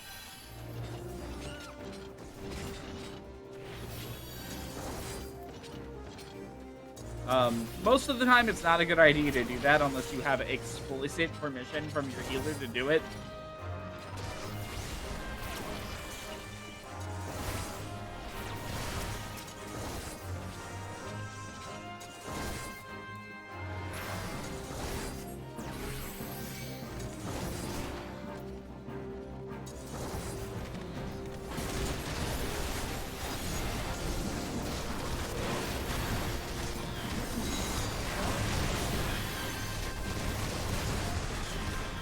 Which, I would not give, because I do not have Poetics gear.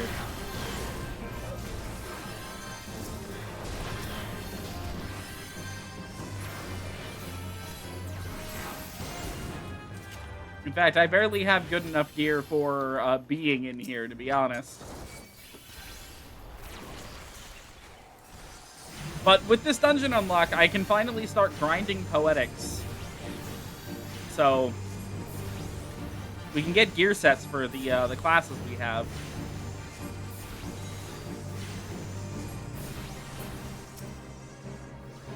Psych Player is our first boss here. So there's like a lot of shit that'll happen in here. The only thing that's important is avoiding AoEs and killing the Psych Player.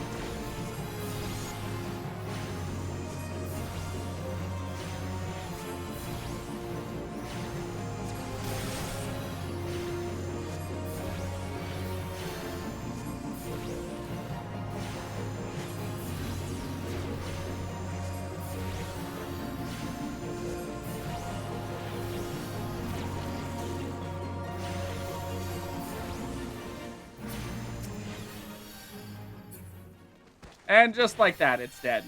We need the gear from here. Kind of basically no matter what it is. I will take all of it. I will take literally anything we can get. Is it better than item level 55? Good God, this gear is actually awful. I'm still gonna grade on all of it. There's alternate things we can use it for.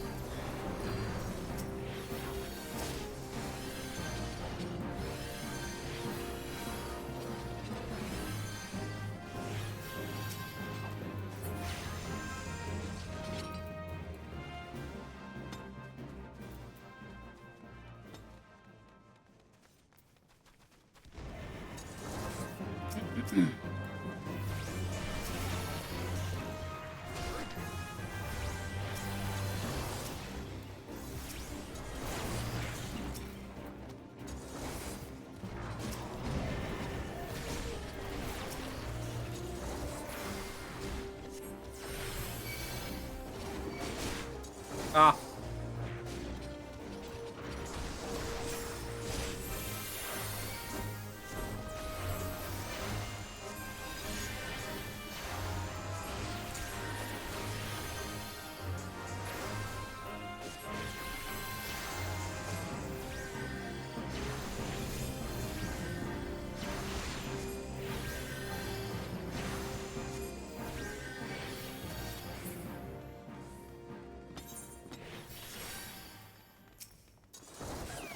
God, I hope this dungeon drops, like, jewelry for this class. That would be really helpful, actually. Demon Wall. It's kind of more or less what you'd expect a Demon Wall in Final Fantasy to do. It'll slowly move towards you, and then, like, you have to kill it by the time it crushes you. I've never seen anyone fail this. I've killed it before it moved, actually, so not a difficult boss. Not even remotely.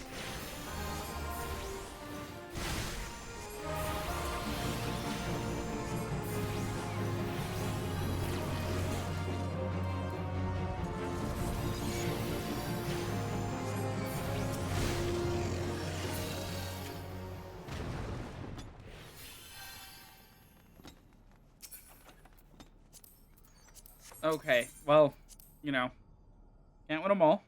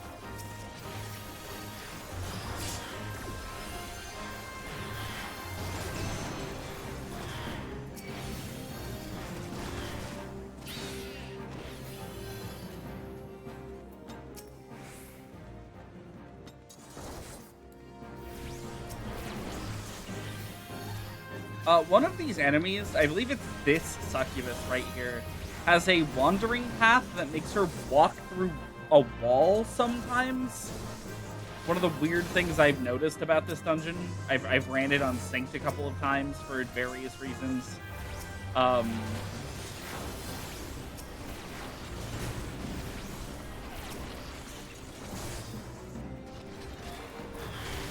Whoa!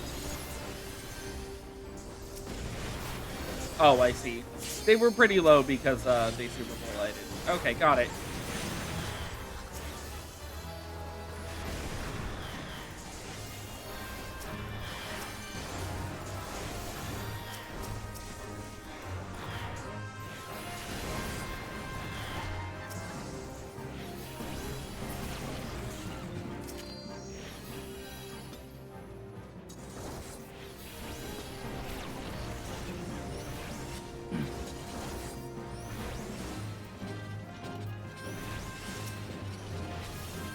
Oh, there's the boss room.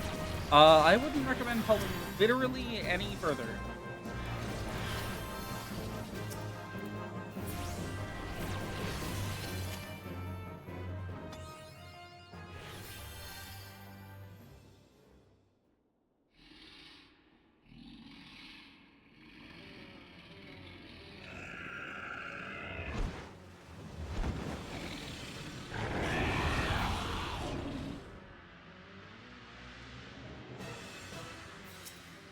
Okay, the Ananta Boga is, really, really pathetic.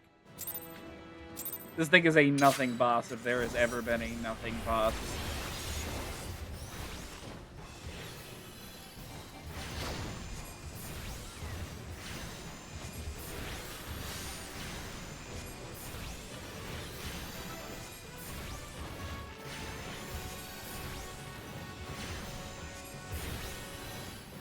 I just realized that we have 2 summoners and a scholar.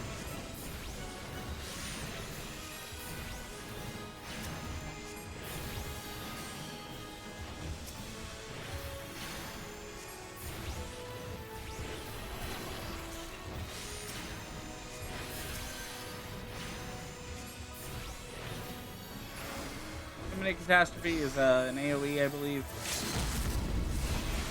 Ow. Yeah, not a hard one either.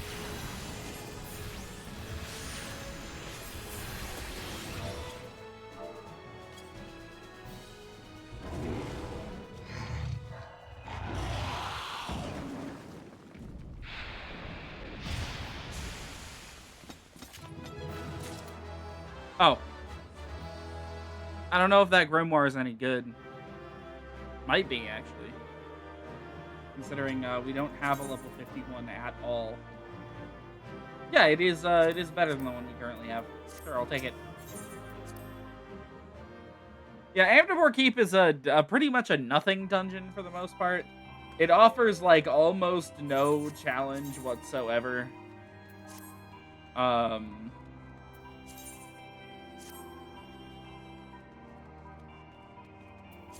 Okay, let's hit the MSQ now.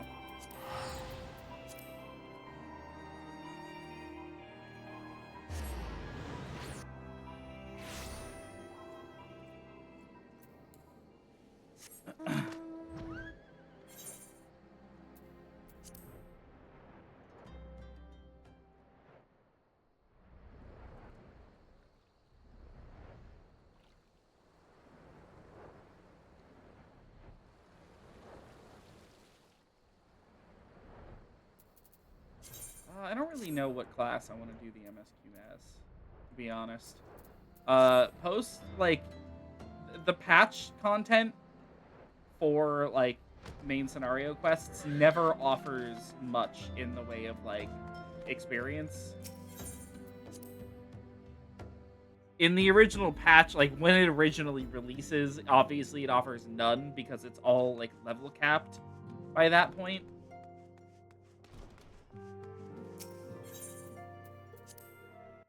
Let me pull up the MSQ list.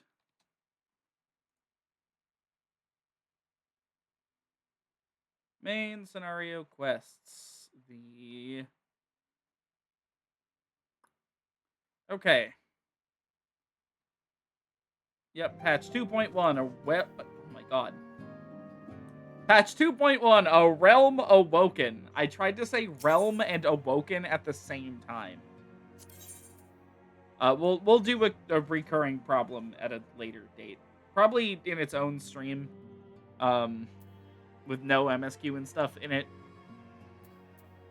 Okay.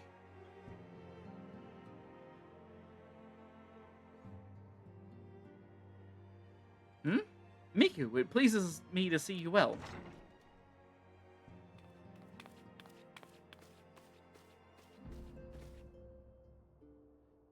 Do excuse me for interrupting, Miku. My lady, the gentleman from Ashgana Exports has just left. I understand now why you didn't want to receive him. You did well, Tataru. Please inform the guards that we will not be receiving any further guests this morning. Thank you, my lady.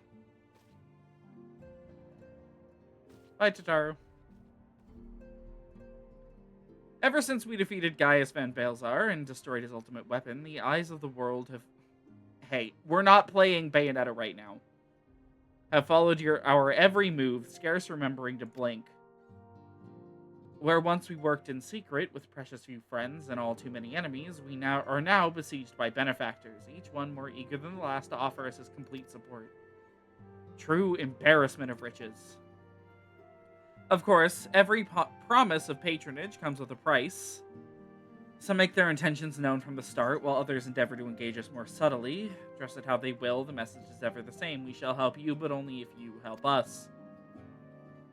The gentleman Tataru spoke of was more brazen than most. In exchange for certain supplies, he would have us resolve a business dispute. Naturally, I refused him, as I have every other merchant of his ilk. Alas, the syndicate's overtures are not so easily rejected. When we formed the Scions of the Seventh Dawn, it was with the goal of serving Eorzea, not the interests of individual Eorzeans. Our neutrality is fundamental to our cause. In my heart, I know this to be true, and yet, if accepting these offers of patronage could empower us to do greater good, might they not warrant greater consideration? Our Baldezian colleagues have been generous beyond measure, but we cannot expect them to... Forgive me, I did not mean to burden you so. Yet, my urge to share this dilemma may not be wholly misguided. Might I impose upon you to consult the others? They are like to have their own opinions on this matter.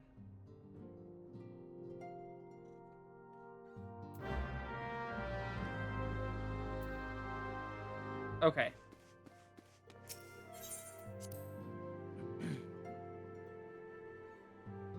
Now, there's no way we're getting through the entirety of 2.1 today. It's pretty likely that 2.1 will be the last main scenario quest set we do for a hot minute while we do a bunch of other unrelated stuff.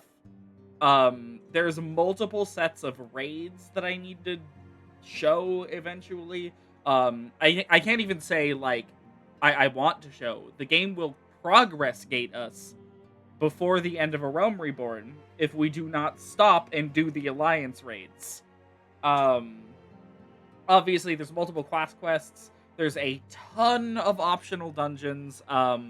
So it very, very likely 2.1 will finish, and then we will take a hiatus from MSQ while we work on doing, like, the millions of other little tasks. Fortune begets power, and power fortune. That we, and especially you, have powers beyond doubt. The question is what to do with it. You may be interested to know that there is a growing belief amongst the refugees that Ala Mhigo could be liberated, if only the Scions would commit their strength to the cause. Yet theirs is but one of many causes. We stand at a crossroads, Miku. Each path is paved with good intentions, but where they lead is far from clear. Recall you are meeting with the Admiral shortly after the Lumenson sent word of the summoning of Titan. Then mayhap you may also recall my words to our host. I said unto Merowib that her people had broken their treaty with the Kobolds, and that the Beastmen had justly responded. That we had been called to intervene in a conflict which she herself had invented. I spoke, in short, the truth. And wherefore did I speak it? Because owing no allegiance to Limsa, I felt no compulsion to allow the Lumensons to distort the facts to fit a narrative, which justified their actions and absolved them of guilt. Upon this subject, Minfilia can expect a similar reply. Our many dalliances with the city-states have already weakened our claim to neutrality, but the path she contemplates would see us relinquish it entirely. I've been receiving a lot of gifts lately, but Papa Limo keeps making me send them back. It wouldn't be so bad, but some of them are really, really nice. I mean, very nearly abandon your principles nice, you know? Oh, Dita. None can deny that we would benefit from more support. But if it comes at the cost of our principles, neutrality was ever a delicate matter. I've lost count of the amount of times I've had to explain to people that our allegiances need not necessarily lie in the same place as our headquarters. Mind you, if we are to sell our services for Gil, we might as well declare our fealty to Ul'dah now, and have done with it. I'm quite sure Ida would enjoy the bribes. 'Tis the lot of the powerful to attract the covetous as well as the needy. Thus doth the prudence dictate that, dictate that those with power proffer, aid with one hand whilst the other resteth ever on their hilt. Oh my god, please never make me read Urianger dialogue out loud ever again. I say knowing that there's multiple quest lines that we're going to be forced to do where he is going to, like, speak a lot. Alas, we have not the luxury of time to decipher our petitioner's machinations. Nay, not while the beast tribes do labor unseen. Defiant in defeat, they are to raise up their fallen primals once more.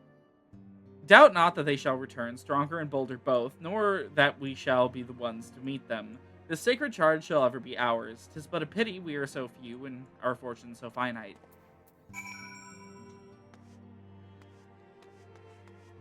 What quest is that? Primal Fear? Which...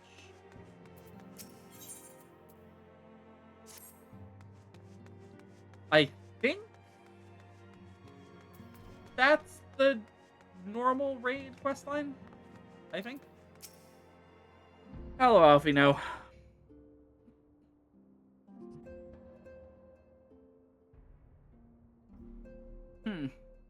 The situation is not wholly unexpected.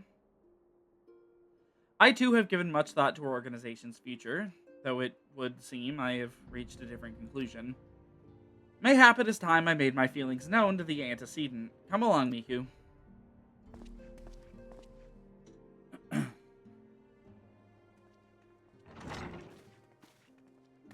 Alphino? Miku? Is Artemis? You desired counsel, and so you shall have it. Minfilia, the Scions of the Seventh Dawn must leave Ul'dah. We must do what? So long as we remain within Ul'dah territory, we will never be free to act with impunity. Moving our headquarters to Vesper Bay, you're only delayed the inevitable. Okay, I see. We have demonstrated our capabilities, and the Syndicate has taken note. They will not suffer our organization to remain independent now. We are far too dangerous for that. Surely you realize they are the reason Vesper Bay still lacks an Aetheryte.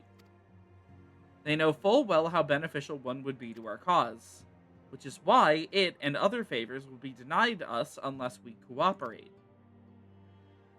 If Ul'dah is no longer suitable, where would you have us go? Experience has taught us that the appearance of neutrality is as important as the reality.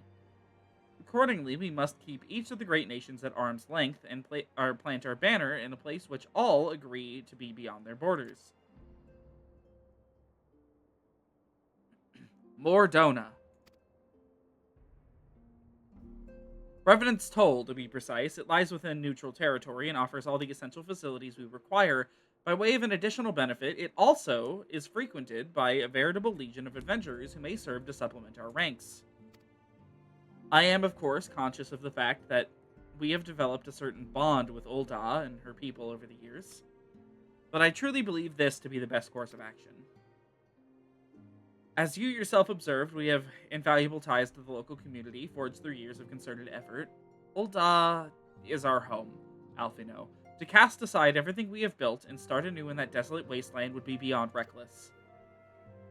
The decision is yours to make, Antecedent. I ask only that you recall the shared purpose which first moved us to found the Scions of the Seventh Dawn, and which moved you to found the Path of the 12 ere that.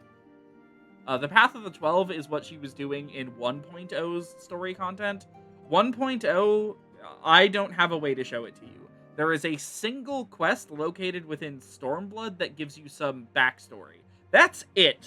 There's no way for me to show you what happened in 1.0. Partially because they dropped a moon on it. We aspire to an ideal, you and I, just as my grandfather did, that makes us more than mere comrades in arms. We're as much your family as... That will be all, Alphino. I'm sure you have some familial affairs of your own to attend to. Your concern is most generous, but no. I have left them in the hands of men better suited to the task than I. I cannot very well allow my personal affairs to come before the needs of the Order, after all. God, he is a little shit during this time frame. Oh. Hold on. Strength, vitality, critical hit, skill speed. Strength, vitality, skill speed, direct hit rate. Strength, vitality, direct hit rate, tenacity. Okay. I actually don't remember which of these is better on Dragoon. Either way, welcome. Drops from this quest here. Yeah, I'll take the critical hit.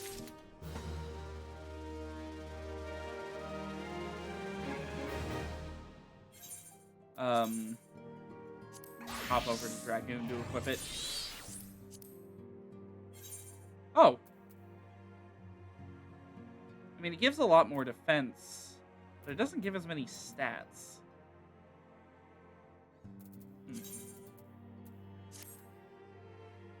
Oh, never mind. I bought Ironworks stuff already. Okay.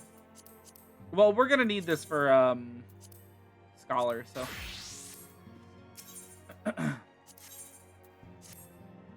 Leave Ul'dah. Has it truly come to this? Oh, Miku, pray attend to Alphino. He's engaged in some business or other and requires your assistance. Pray, be on your way. Alphino waits upon you, and I have much to think about. Oh, and tell him he shall have my answer in due time. We'll talk about that one on a later day. For now, I believe we'll be doing the main stuff for this patch, and not dealing with a bunch of Scion drama. I mean, we're always dealing with Scion drama, but... Wait, hold on. I walked past him. I was stretching my arm, and I literally just didn't look at where I was going. Confound it. She knows what must be done, and still she hesitates, all because of these fanciful rumors. I should explain. Minfilia's mother, well, adoptive mother, was among the great many who perished during the calamity. Flamine was her name, though you may know her better as Songstress of Ul'dah. She was a performer of a singular talent, and much beloved by the people of Eorzea, not to mention a certain Sharlayan minstrel. As you may imagine, the news of her passing was greeted with shock and disbelief by her adoring followers, many of whom refused to acknowledge what had happened. That her body was never found only served to encourage speculation.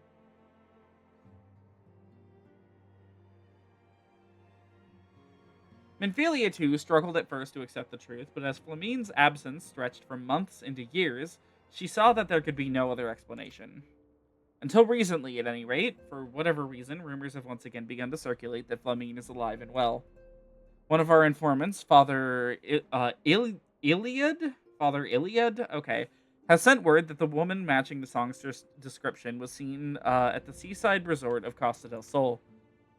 If we could succeed in tracking her down, I have no doubt that any worries that now plague Minfilia's heart might be assuaged.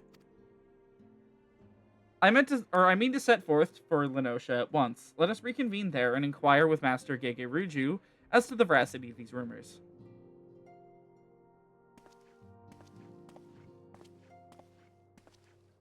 You know, I just noticed.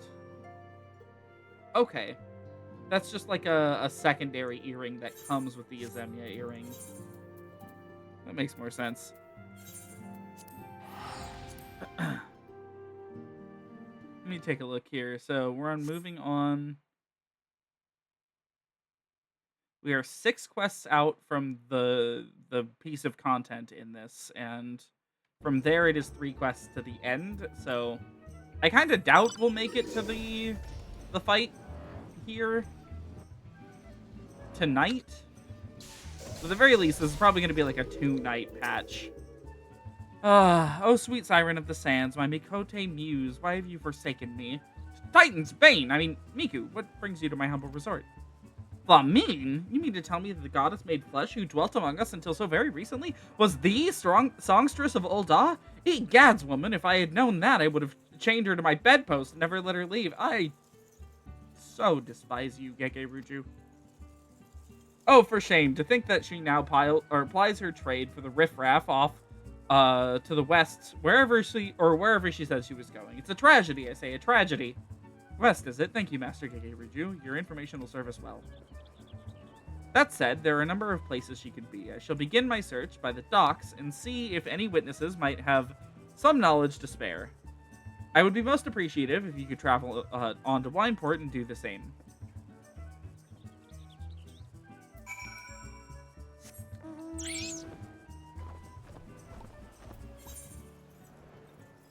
It is so much faster to just teleport to Wineport.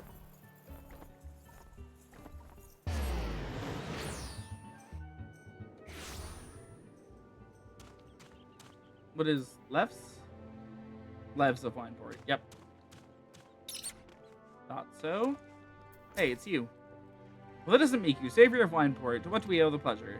Ah, yes, we did receive a customer matching that description. She was a delight to behold. To give the woman her due, but her perfume was so ghastly I had no choice but to eject her from the premises, interfering with tastings, you understand. If she is your quarry, why not consult your blind associate? His olfactory perception is without peer. Given that I could still smell the woman from a mile away, I dare say he could smell her from 10. That's a little mean.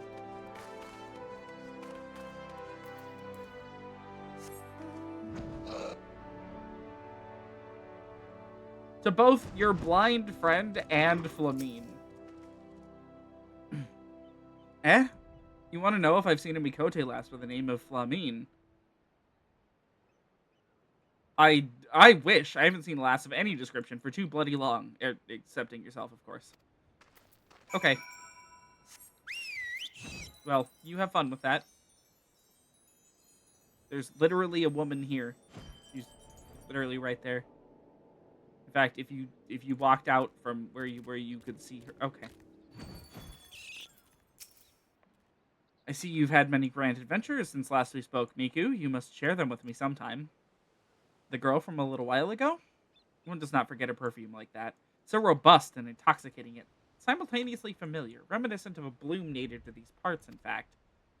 I said as much when we spoke. She complimented my powers of observation and asked me where she might find some of the flowers. So I told her to follow the road south to Raincatcher Gully and then head east after crossing the second bridge. The flowers, which grow in the shade of the cliff, have the strongest scent, you see. If you make haste, you may yet find her there.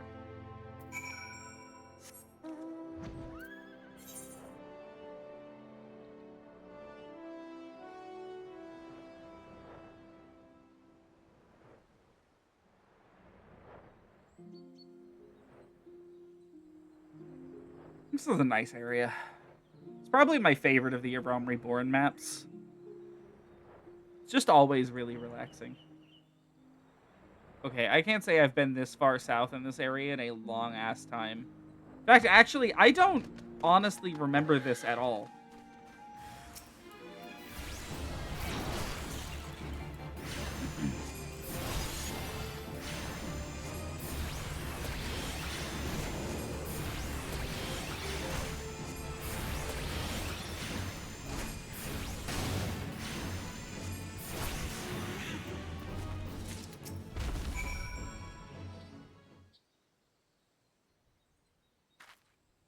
I'm in your debt, stranger. I did not realize my activities had aroused the Gubu's ire until it was too late.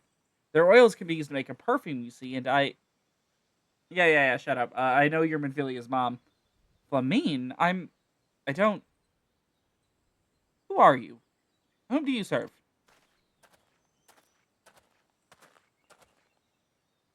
It appears you've already found our woman. Consider me impressed, my friend. The songstress of Ul'dah, I presume, Minfilia, or should I say Acelia, is looking for you. Acelia? You are the very picture of health, milady. Yet the world thinks you dead. I can only conclude that this was by design. The question is why. Not everyone who endeavors to find me does so with the best of intentions, child. You will be pleased to know that I fully intend to reveal myself to Minfilia when the time is right.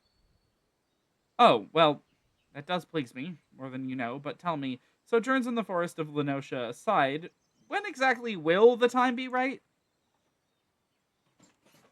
When I deem it so.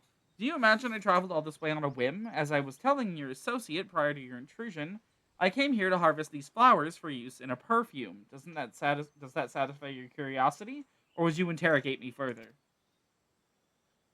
My apologies for the interruption. Anyway, now that we all have that which we came for, might we continue this conversation in a safer locale? Wineport, say?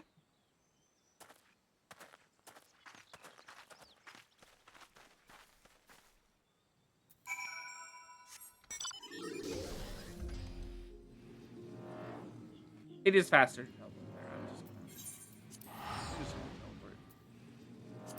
These, it's like an okay amount of kill.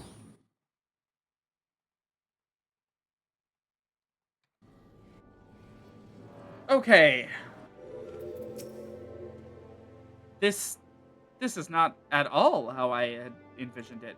I can scarce begin to imagine what emotions will go through Minfilia's heart when she reunites with her mother after all these years. Healing ring? Yeah, healing ring! You say my daughter awaits us in Vesper Bay, yes? I've kept her waiting long enough. Let us be off on the next ferry. I can finish fashioning the perfume along the way. Understood. Come with me. It would be my pleasure to escort you to the Waking Sands. Ferry return? Oh.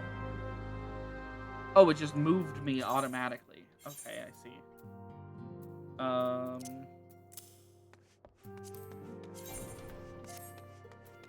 Yeah, okay. We've got, like, all right here now. We're just missing, like, a solid secondary ring. None of this is stuff that I want. Honestly, I also don't want that. Okay, there we go.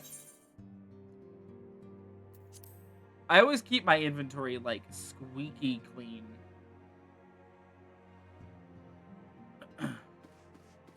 Oh, this is all things in time, I see. Huh.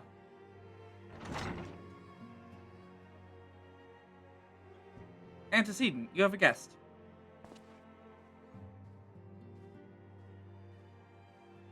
Lamine? Celia.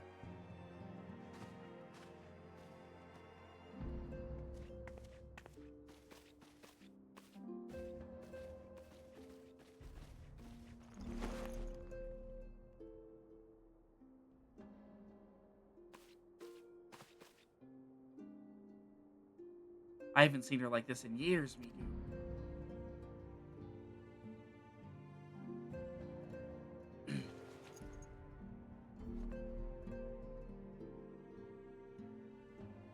I never truly believed it when they told me you were dead, but what kept you away for so long? The Imperials came for me, as I always knew they would, and so I resolved to stay as far away from you as I could, lest their pursuit of me endanger you and our cause. I can think of no better way to grant you the freedom to continue our work. And continue it you did, achieving things I would not have imagined possible. I followed your every success and celebrated it in secret. I'm so proud of you, Acelia. I learned from the best. I have a gift for you.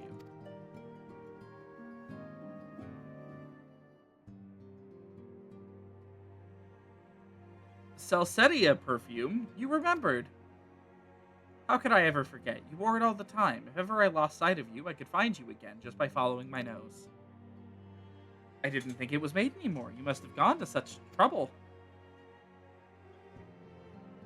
It was no trouble to me, my darling. I fear I cannot say the name, or say the same for Miku. However, I could not have made it without her.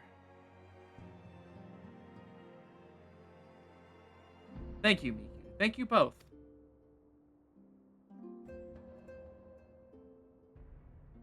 There's something else.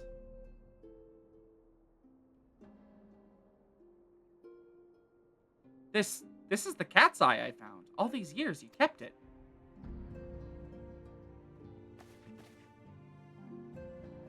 My father was a member of the Amalj'aa resistance. When I was yet a child, he brought me here to Ul'dah. The accident which claimed his life happened shortly after our arrival. It was Lamine who took care of me then. She raised me as her own, taught me everything I needed to know to survive. I'm no stranger to the facts of your history, yet I fear I have failed to grasp their implications. It's clear that there's much I do not know about you and your mother both. One of her first lessons to me concerned mining, and I was a very dedicated student. The cat's eye was the first stone I unearthed. It wasn't much, of course, but I was exceedingly proud to have found it nonetheless. So, I gave it to Lamine as a gift. She said it was beautiful, but there I am at a loss. Why are you returning this to me? Is something amiss? No, Acelia, nothing is amiss. Quite the opposite. I need you to realize how far you've come, and how much further you must still go. You and your allies have accomplished more than I could have hoped. You have succeeded where I have failed, and made me so proud that words fail me. But even as I marvel at the woman you've become, and at all the many things you've done, I cannot help but think of that which you have yet to do, and of what it may entail. Acelia, daughter, you cannot stay here anymore. You and the Scions must leave Ul'dah. Lamine. You built it once, Acelia. You can build it again, and this time we'll do it together. Truly?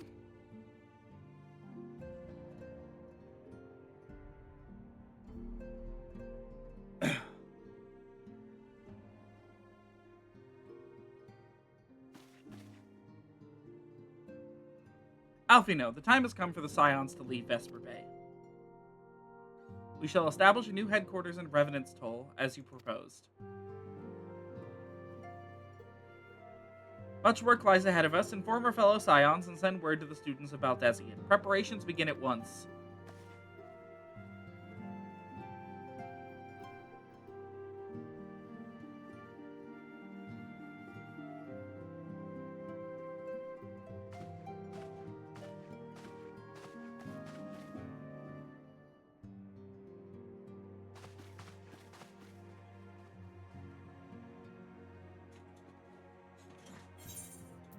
Let's see.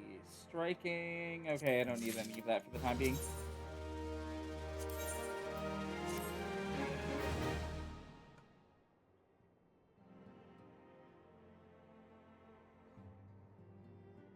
It is all well and good that we have found ourselves a new home in Revenant's Toll, but there is much to be done, and in so little time. Our first step will be to secure the cooperation of the Adventurers Guild representatives there. Were it not for the Guild's considerable efforts, the original Camp Revenant's Toll would have never been established, much less its more heavily fortified successor. However, with the construction still ongoing and resources in short supply, it seems certain that the Guild will require something in return for their support, sympathetic to our cause though they may be. Whatever they ask, I shall not begrudge it. To be plain, we need them more than they need us. Without their assistance, such essential tasks as securing new facilities, oh my god, cultivating relationships with local merchants, and recruiting adventurers would prove difficult, if not impossible. You need not concern yourself with such matters, antecedent. Oh. God, he's such a little shit in this section of the game. Really, Alphino, if I need concern myself with anything, it surely matters such as these. Indirectly, perhaps, I submit that you might instead concern yourself with a different matter, namely, to whom the resolution of such matters might best be entrusted. And here I am. Nor do I come alone. May I present the esteemed emissary of the Adventurers Guild at Revenant's Toll. It is an honor, antecedent. Upon receiving word of your intentions from Master Alphino, we thought it best to begin talks at the earliest available opportunity. Know that my associates at Revenant's Toll hold the Scions of the Seventh Dawn in the highest regard. We would be honored to welcome your organization. There are, of course, certain provisions which must needs be negotiated. If it please you, I would do so. It does. Madam, unless I am much mistaken, you are the one known as Miku, are you not? May I say what a pleasure it is to make your acquaintance. Softborn spoke of you in the most glowing terms. To steal an Imperial Reaper and then use it to infiltrate Garlean Castrum is an undertaking few would contemplate. Oh, I need to sneeze.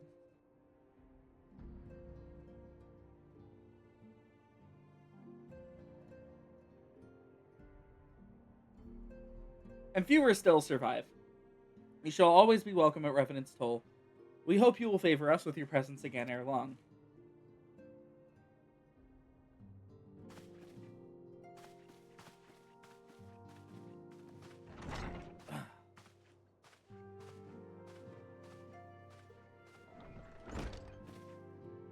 Well, well, it would seem your reputation precedes you, Miku.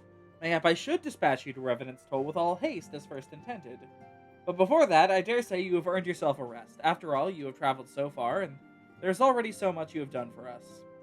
And for me. We will speak again anon. Till then, take care.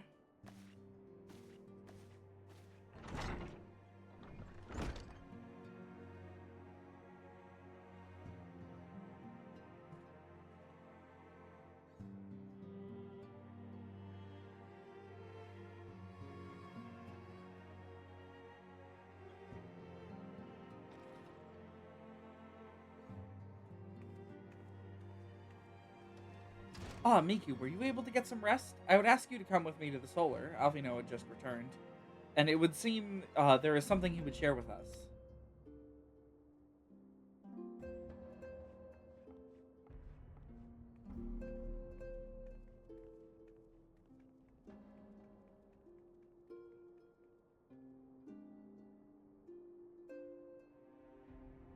Is this where the meat of the story starts? Yes. You're here, good. I come bearing news. The negotiations are concluded, and our friends at the Adventurers Guild have agreed to furnish us with new facilities and material support in exchange for our assistance in the ongoing defense and development of Revenant's Toll. The Scions of the Seventh Dawn shall have a new home in Mordona, the Rising Stones.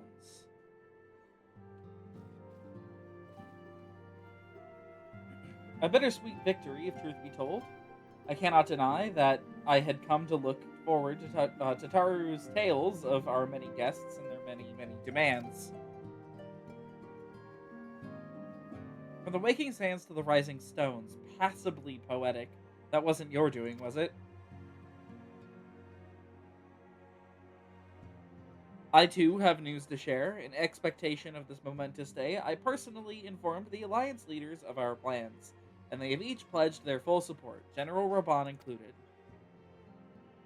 Moreover, I have decided that the time is right for us to cast off the vestiges of our Order's veil of secrecy and announce ourselves to the world. Are you sure that is wise, Antecedent? If anything, it is a mere formality. Our existence is quite possibly the worst kept secret in Eorzea. Let us affirm our identity, proclaim our achievements, that all that all may know what the Scions of the Seventh Dawn stand for. Well, obvious risks apart, it would be nice to receive a little more recognition. And the people have a right to know who saved them. It is my hope that this gesture will encourage the people of Eorzea to place their trust in us. I would reveal to them the true extent of our power, yes. But, in so doing, I would show them that it is a power accountable to no one, and at once to all. And what of us, we who have felled primals and faced down the Empire? To you, my fellow Scions, I would say this: prepare for the challenges which lie ahead, for they will be great indeed.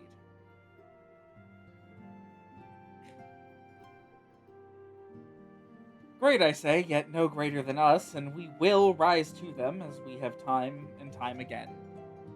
United as one.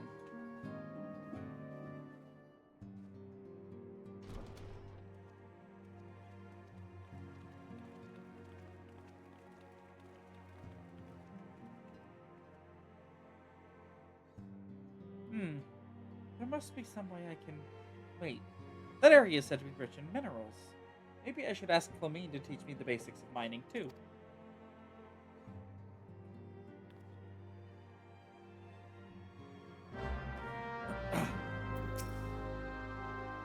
Do you ever wonder how he does it? Alfino, I mean. It was almost predictable that he should appear with the emissary of the Adventurers Guild mere moments after I had expressed the need to forge ties between our organizations.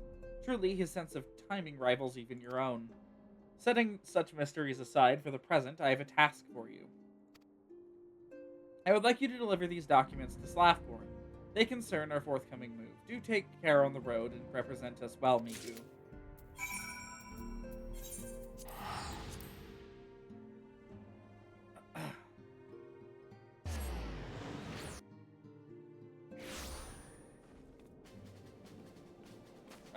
You.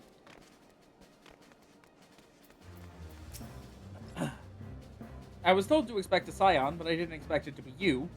It has been far too long, Miku. You have something for me, yes? Let's see now. Yes, everything appears to be in order. You'll be staying with us for a while, yes? Would that we had a dozen more like you. Since we don't, though, we'll just give you the work of a dozen men. I jest. Please give me the choker of healing. Holy crap, please give me the choker of healing.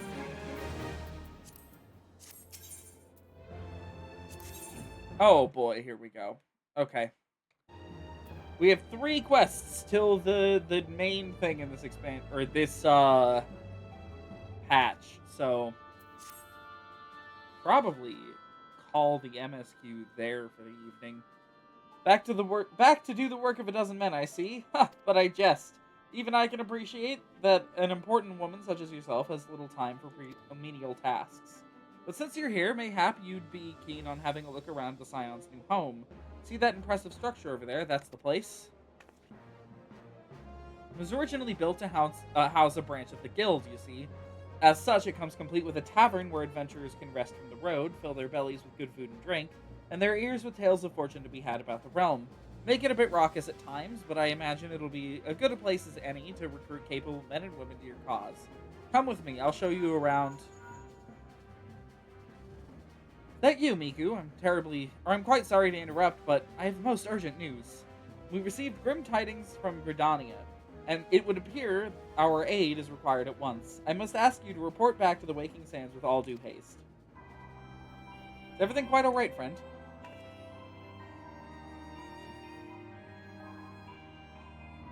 Can't say I'm privy to the details, but it would appear that this is no time for a leisurely tour. But no worries, you may rest assured that I'll see to all necessary arrangements. Pray return anytime you seem to your more pressing matters.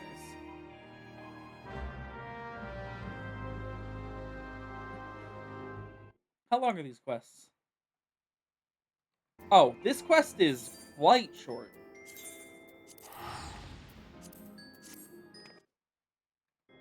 Oh.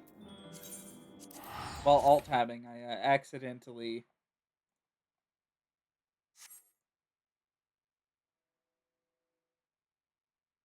Yeah, okay. We might actually make it there tonight.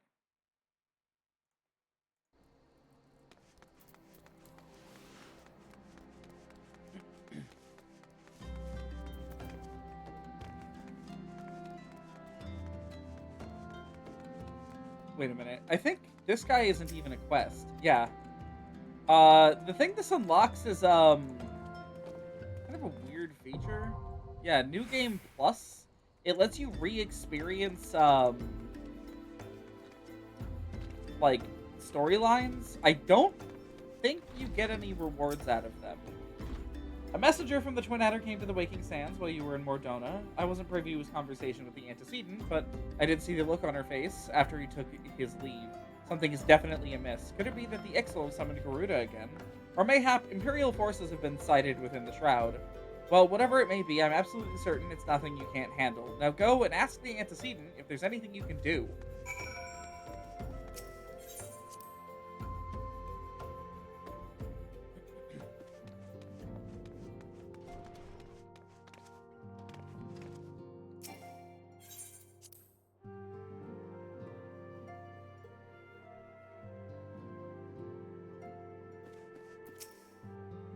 Alright, Menphilia, what's up?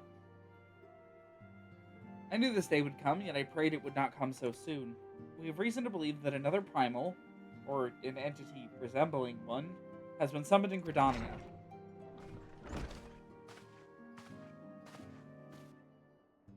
Thine arrival is customarily timely, Miku. The etheric waves leave little room for doubt. Thy talents will be needed ere long. If there be truth in my suspicions, 'tis a familiar foe we face, though one quite unlike the Lady of the Vortex. We dare not draw conclusions without evidence, but as Arianje says, the readings bear a strong resemblance to ones observed more than 5 years ago. Ugh. Though I had hoped the Mughals guard beyond such follies. Suffice it to say, this disturbance warrants a full investigation. Thy presence hath been requested by Commander Hula?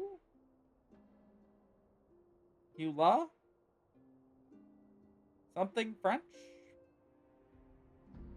He awaiteth thee at the Adder's Nest.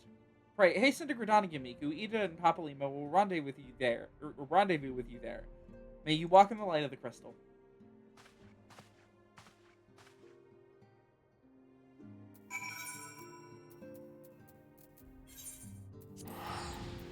I'm really hoping that we have time to unlock the final 2 classes tonight as well. Or at least the final 2 Realm Reborn classes. I would really appreciate being able to get a head start on leveling those.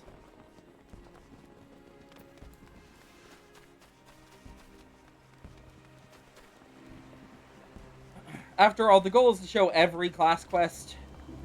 And, like, that's not gonna be the easiest thing to do. A pleasure to see you as always, Miku. Thank you for answering my summons. Quite frankly, I could think of no one more qualified to... but we're getting ahead of ourselves. Allow me to explain.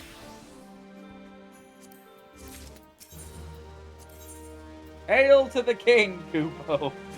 Oh, God. Not long ago, the Moogle Kuplo Kop visited the Adder's Nest to request an audience with the Elder Seedseer. He spoke of an imminent threat to all of Moogle kind, one which would imperil the entire Twelves Wood if left unchecked. You proved an able ambassador to the Sylphs, and we would have you reprise the role in our dealings with the Moogles. The rest you should hear from Kuplo Kop himself. He awaits you with the Elder Seedseer at the Lotus Shard.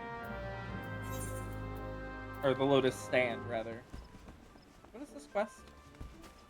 A bad bladder? I know Seeking Solace is the Sylph quest. Ugh. If I were smart, we would already have done that by now. But I'm really putting off doing the Sylph ones. They're bad. They're very, very bad. Um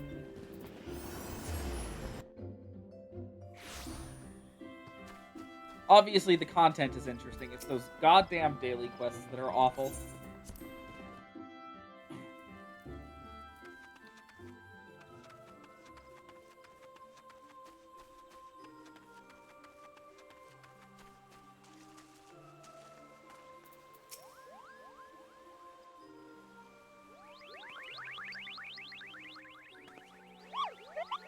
Please, you have to stop them, but you mustn't kill them. They're not bad Moogles, Kupo. They're just misguided. A gentle, no, firm thrashing is in order. Yes, but no. Calm yourself, Kuplo Cop.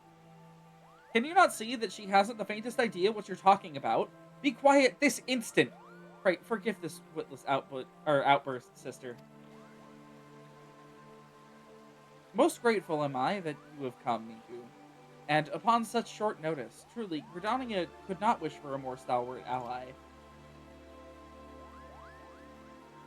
But you are doubtless eager to know wherefore we summoned you. Our friend, Kuplo Kop, has brought us news of a most unsettling development. It would seem that good King Malgamog the 12th has returned to Eorzea. Curious thing to hear, I know. Truth to tell, I myself cannot say for sure if it is a genuine figure from history or some manifestation of Moogle mythology. Kuplo here would have me believe the former. Once upon a time, we Moogles served the gods in the heavens. It was quite nice up there, unspeakably beautiful, unimaginably spacious, and with literally endless supply of wine, Kupo. In spite of this, or possibly because of the last part, the gods eventually became discontented and started squabbling, which made life jolly difficult for the poor Moogles. So good King Malgamog the 12th, may his glorious name live forever, decreed that the time had come to leave Kupo. The realm of man would suffice, he said, so all the Moogles should live there instead. Unfortunately, the two realms are so far apart that we couldn't safely fly down, but good King Malgamog the 12th, may his miraculous foresight ever be praised, knew exactly what to do, Kupo. He had a rope, you see, the longest one ever woven. He nobly held while his subjects climbed all the way down to the world below. And that is how we Moogles came to this land, Kupo, all of us except the good King Malgamog the 12th. May his courageous sacrifice never be forgotten. He alone would remain in the heavens so that Mooglekind might at last know peace. Except that he has not remained in the heavens, from what I understand, that being your reason for contacting us, yes? I'll bet he tied the rope to something. Good thinking. Remind me again what the problem was with him returning to Eorzea? The problem, Ida, lies in the fact that he was summoned. It's our belief that good King Malgamog the 12th is a myth made manifest via means akin to those employed by the beast tribes in the summoning of their gods. Wait, you're saying a handful of Moogles with a boatload of crystals wished really, really hard, and he just sort of appeared? Would that even work? What I cannot fathom is why they would even try. With Garuda humbled and the Ultima weapon destroyed, what new threat would have prompted them to take so drastic a measure? Might that not in itself be the answer? Twice in the last half-decade, Eorzea has been brought onto the very brink of destruction, only to be spared at the last by the heroics of a chosen few. To you who braved those tempests and survived by the virtue of your own strength, this latest period of peace will doubtless seem a welcome respite, but to those who had not the power to defend themselves, who were spared only by another's grace, it is merely the calm before the storm. I think the Moogles Guard were afraid of what tomorrow will bring, and that things may not end so well as they did yesterday. That fear has driven them to call upon a greater power, one they believe can be relied upon to protect their loved ones and their homes come what may. I assure you, the Moogles Guard only want to protect the forest from outsiders, but ever since the return of good King Malgamog the 12th, may his boundless grace fill our hearts with love, they started to get a little carried away, Kupo, verging on a lot, in fact. Like the Sylphs who summoned Ramu, you mean? We cannot discount the possibility that this entity is influencing the Moogles in a manner similar to that of a primal. We share the same concern. Whoever or whatever the king may be, it is our belief that he poses a threat not only to Mooglekind, but to Gridania as a whole. Thus do we beseech you, Miku. Confront good King Amalj'aa XII and drive him from our midst. I humbly, I do thank you. The sanctuary of Mughals Guard, or of the Mughals Guard, and their liege lord is concealed by magical wards. Brother Isumiyana of the Conjurers Guild will doubtless be able to offer insight into how they might be dispelled. Pray, seek his counsel ere you proceed any further. Hello, not Harchifont in the background there. I see you. This guy always freaks me out because he looks exactly like Harchifont, just with slightly different colored hair.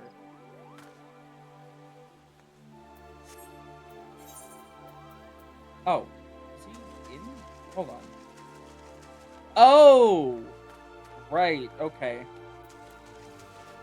I think one of the only times you can interact with people in the Lotus Stand and not get teleported out of it immediately upon finishing. Or not just teleport away yourself.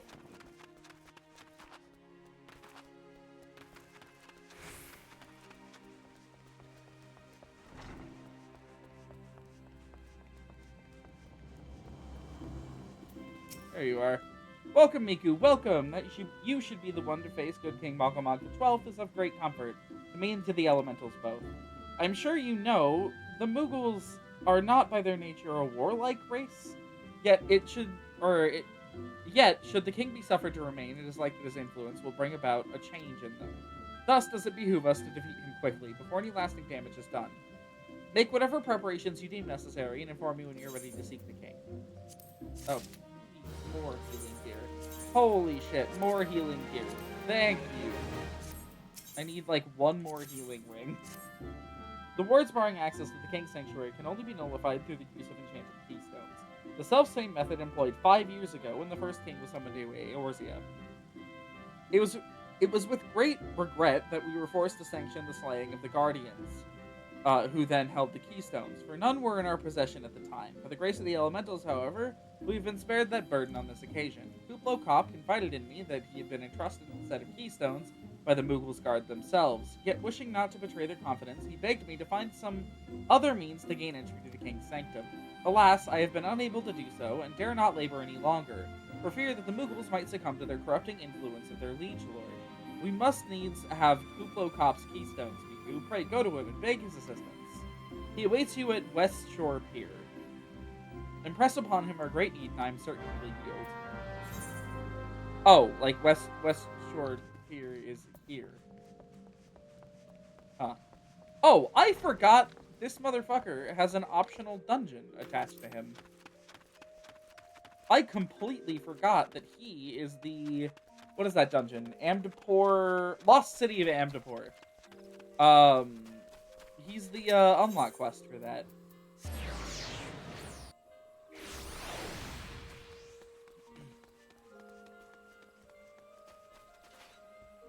I think that's one of the last times we'll ever be interacting with him, too.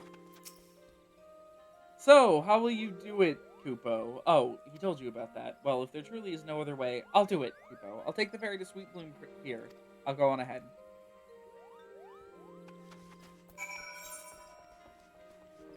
Where is... Oh, there you are.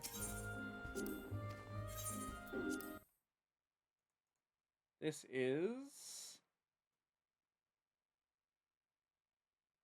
God, this is a long set of... Like, a long quest.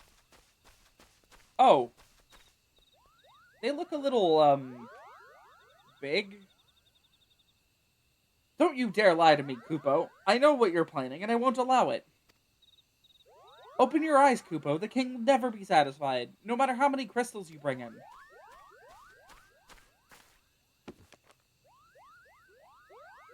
We offered you a choice, and this is how you repay us. By consorting with this here... Imperials, Gordanians, Sylphs, you're no different from the rest of them. Actually, you're worse, Kupo. Traitor to his kinsmuggles, he plots treason against the crown. Enough. Kupo will answer for his crimes soon enough. As will all who defy the will of good King Amalj'aa XII. May he reign forevermore, Kupo.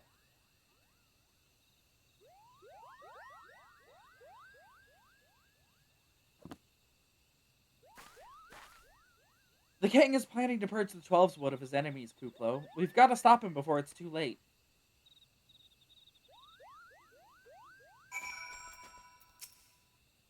The entrance to Thornmarch is deep within the bramble patch, Kupo. If you take me there, I can nullify the word, but be warned.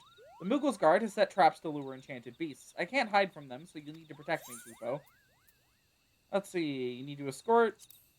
Okay, yeah, this is one of the only combat instances of this happening,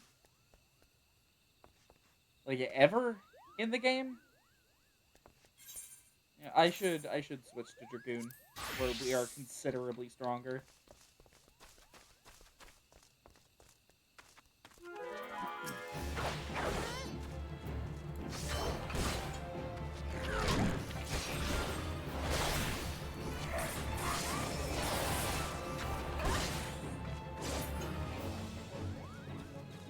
Does he regen over time?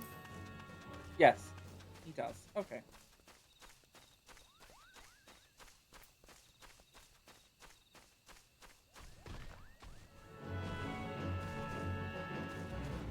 Oh. These guys spawned like a ways away.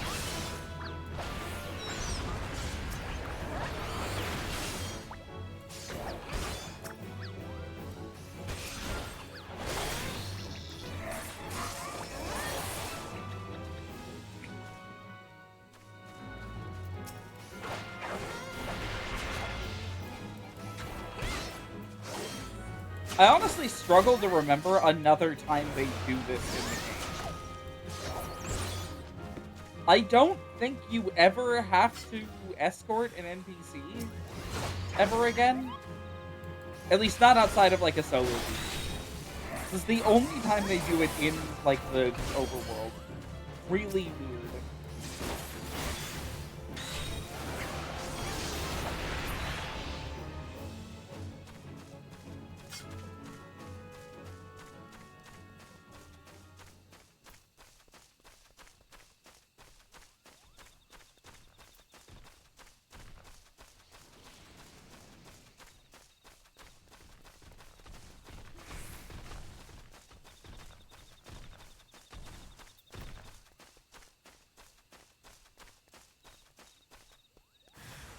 Oh.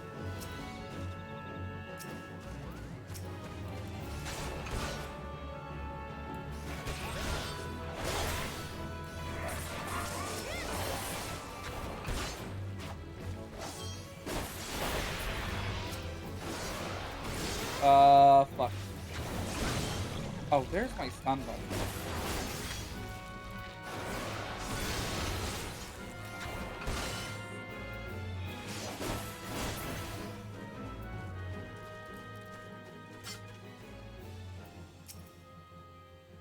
The poor guy.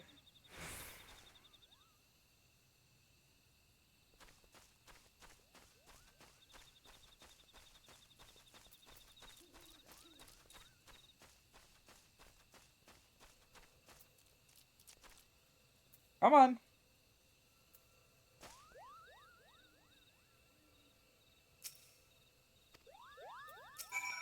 Oh, there was two of him for a second. Are you ready to face the king, Kupo? Then step closer to the word. Raise your hand and focus. Like when you were attuned to an aetheryte, Kupo. I'll open the way for you.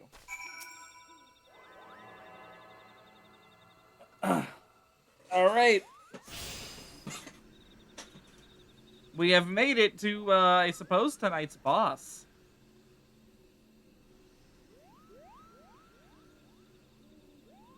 The rest is up to you, Kupo. Now, go and teach those foolish Moogles a lesson and send the king back whence he came. Thornmarch! Okay, so this is the first 8-man trial in the game, technically. There's others you can unlock before this, but this is the first one the main scenario quest will require you to do. Now, anyways. So, this is, I guess, kind of a big moment for Miku. The first time she'll ever be in, like, an 8-man group. Wait. Why did it put me into Amdapor? Oh my god, it didn't clear from earlier. Okay. I'm gonna pay for this. Please withdraw. Please withdraw. Please withdraw. Please withdraw. No! Okay. That's one of my least favorite things about the duty finder in this game. It doesn't automatically clear entries. So we're just in Amdapor Keep now. Whoops. I guess this is another shot to get some gear. Particularly a healing ring, if there's even one in this dungeon. Oh my god, I don't even have Eos out. Oh, please don't pull too hard. Uh-oh. I'm not geared for this.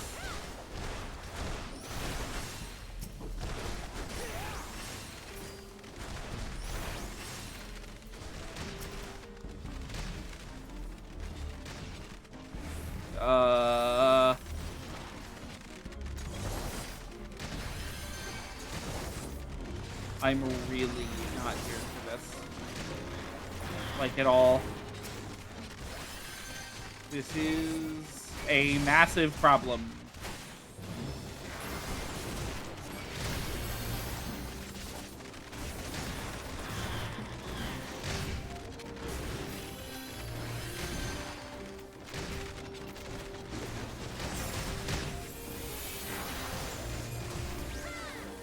I can only do so much! They're dead.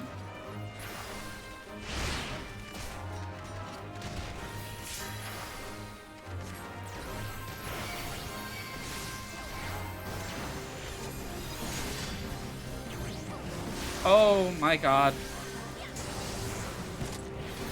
This is the exact kind of shit that I was warning about.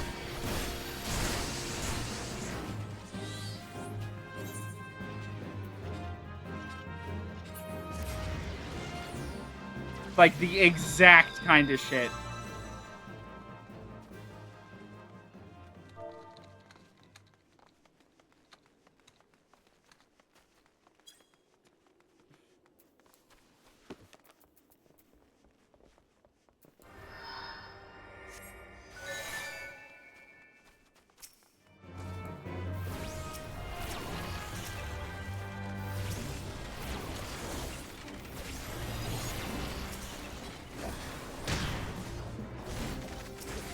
Okay.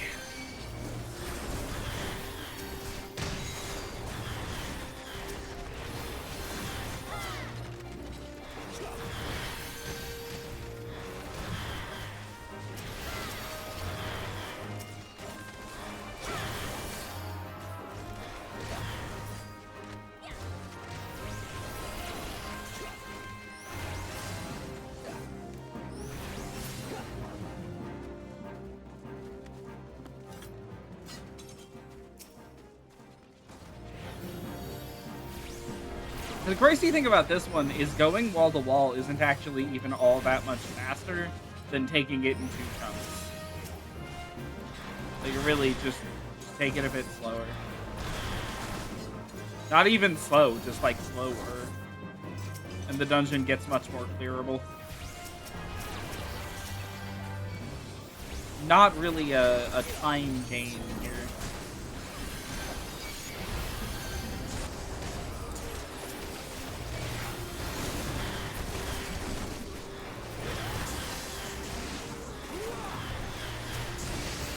God, if I had noticed this was Amdapor Keep, I would not have hit yes. Luckily, there are no difficult bosses in here. So, maybe we save Mog for next time.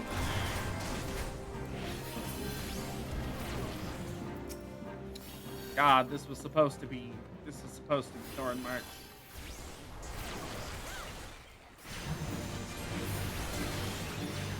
At least we'll get Poetics, I think. I don't know how many Poetics we'll get for clearing this, but...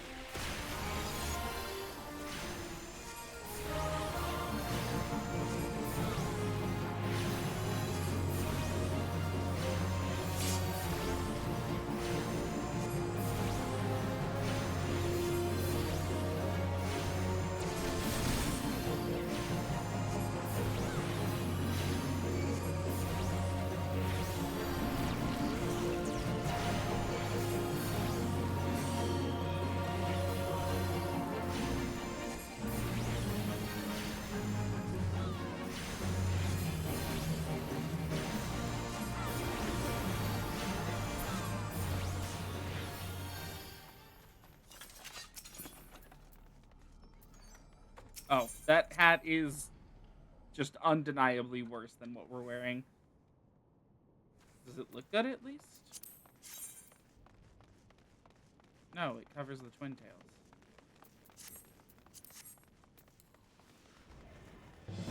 Miku is not going to be a character that ever wears headgear. I can already feel it. They're going to cover the twin tails that make her recognizable as Miku every time. And we are large pulling.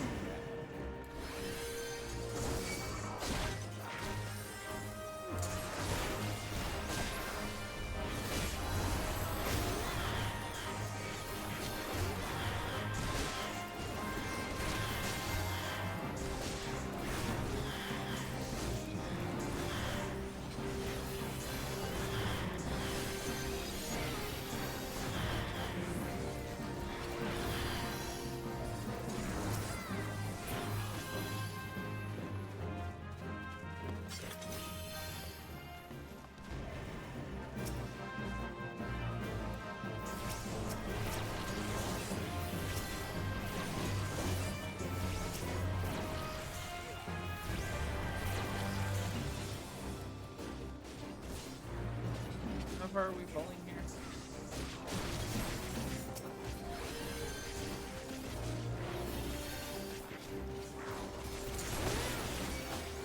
Okay, this far. We are bowling this far.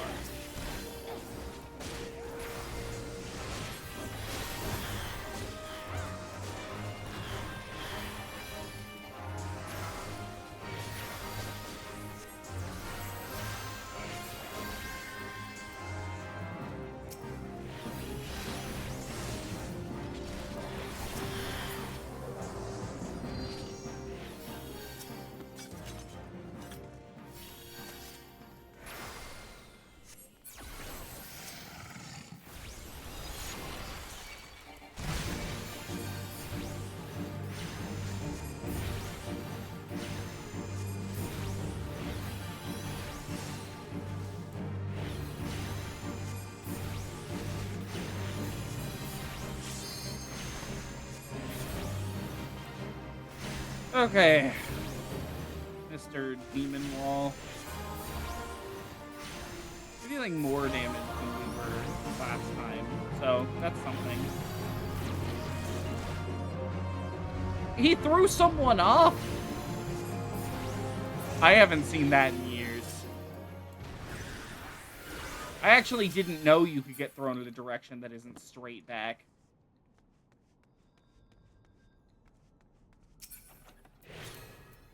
Not dropping anything I can use.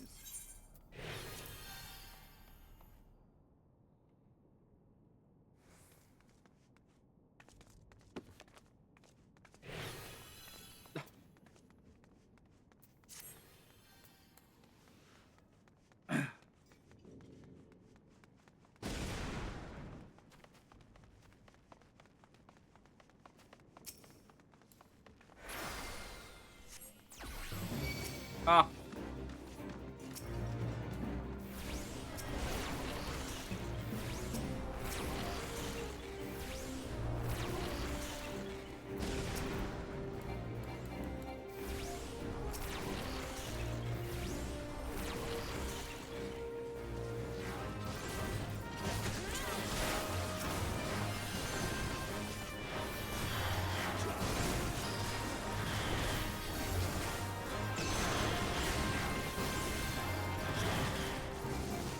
Okay. We're moving at a much more reasonable pace now. And we should be out of the dungeon by 11:50, so hopefully we'll leave enough time for Thornmarch. God, I hope so. Thornmarch is not a long trial by any stretch.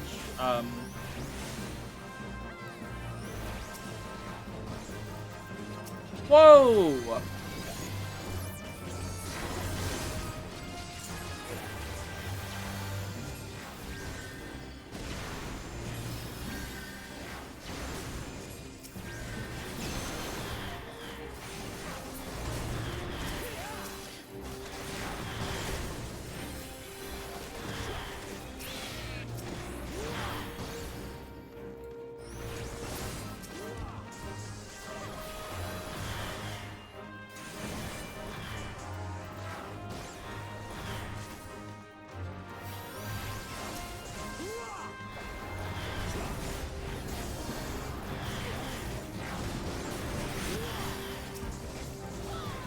still an enemy up by the door. We should, like, get him.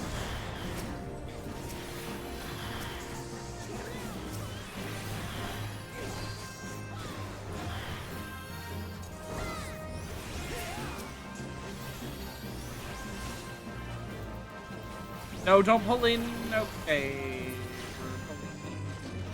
Never mind. Okay.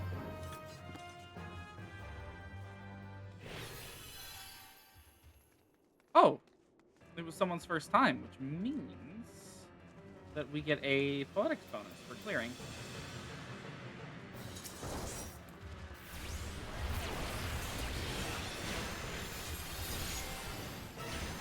Seems like they're pretty late in the game too.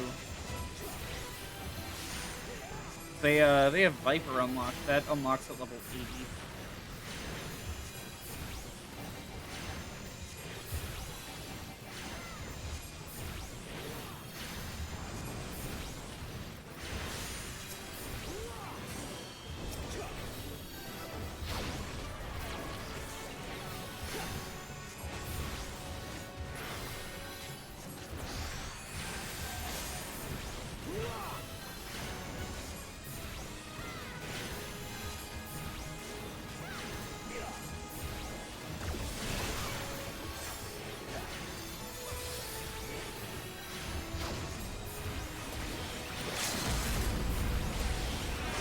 God, this boss is pathetic.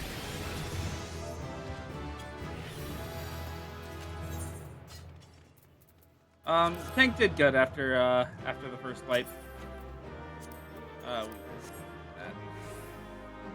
I'm not gonna leave garbage in this guy's inventory. I'm nicer than that.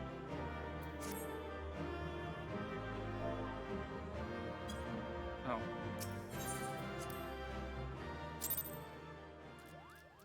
Okay, let's try this again. Clear selection, Thornmarch. Thank you. Okay. I don't want to, like, move anywhere because I have a feeling this cube is not going to take long. Oh, buffalo cap. Where did I get that? Huh? A level 70? Oh, that is a better weapon than we currently have. We're doing that.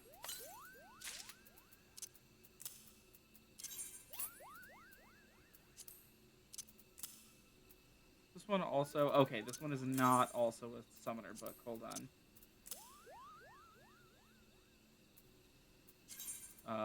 Me switch over to summoner.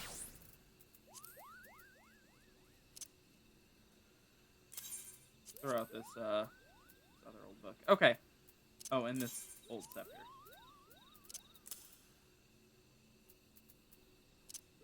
Why do I still have an level 1 armor item? What? I've been throwing out the crafting gear as I've progressed, so...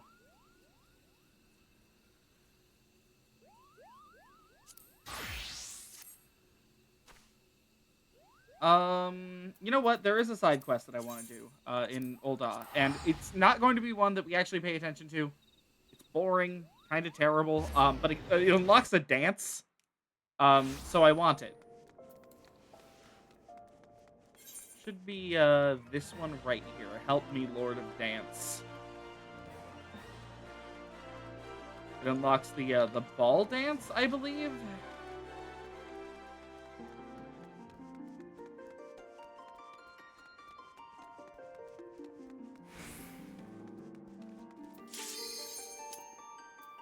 Okay, well, we're accepting it anyways. I knew the second I went anywhere and did something, the game would be like, yeah, fuck you. Actually, you're entering Thornmarch right now.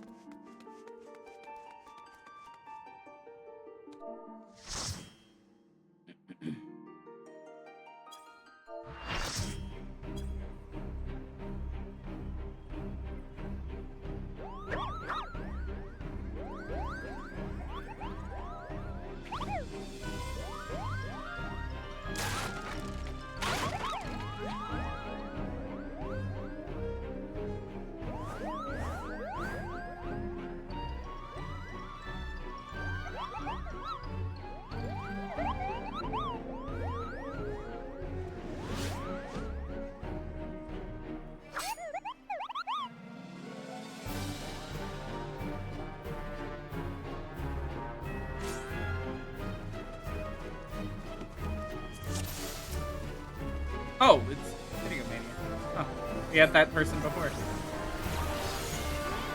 There is no wall-to-wall pull in here because this is not a dungeon.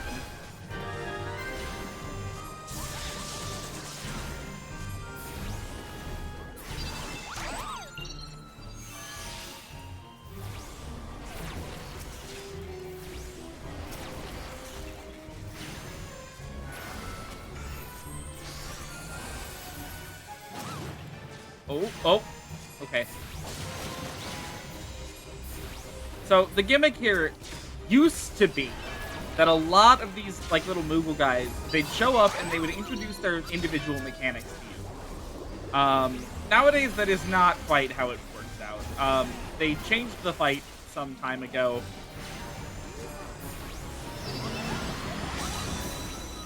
Kind of for the better, honestly, though.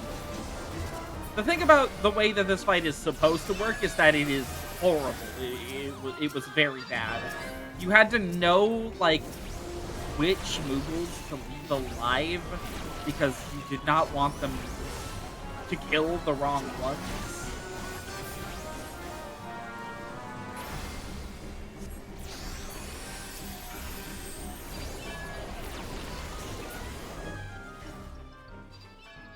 Yeah, here we go.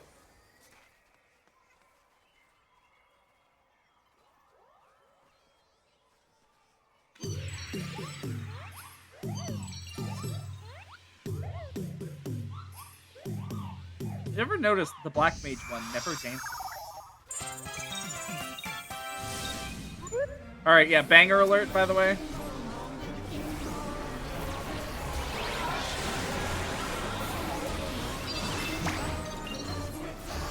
What? Hold on, why don't I have AF? That's, like, really weird that AOS despawned at some point. I think I died. I switched to Summoner for 2 seconds, that's why it happened. Okay.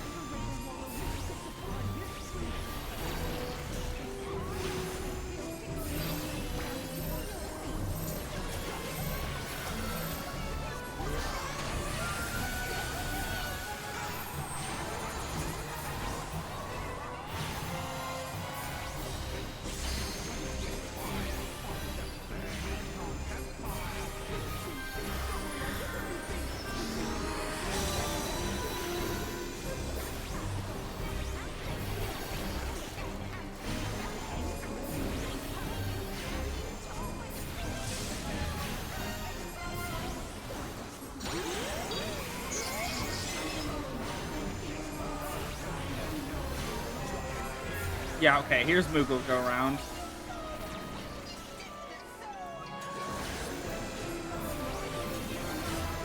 This is like the only mechanic he's still really able to do before people kill him.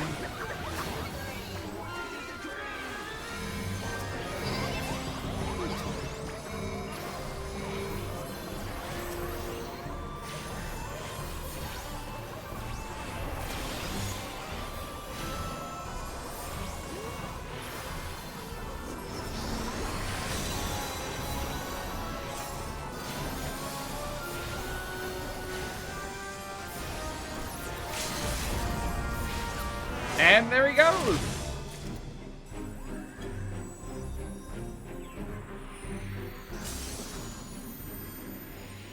He's not super, you know, exciting or anything gameplay-wise. But God, is it fun that the first trial in the game is Moogles. Yeah, bye guys.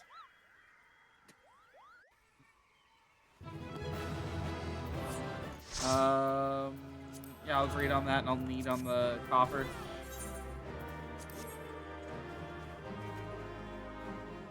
We didn't get either! It's okay, I will have more opportunities to get those, believe me. They're pretty sought after, because they give you Moogle weapons. You did it, Kupo, you did it! Grood King Malcolm the 12th, may his mighty soul rest in peace, is no more!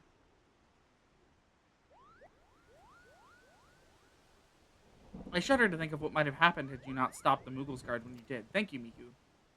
Perhaps now they'll come to their senses and stop playing fairy tales. Rest assured that the chieftain will have choice words for them too. You should go and tell Pukni Pak that the king is no more, Kupo. She's with Rayo at Camp Tranquil, and can relay the news to the chieftain.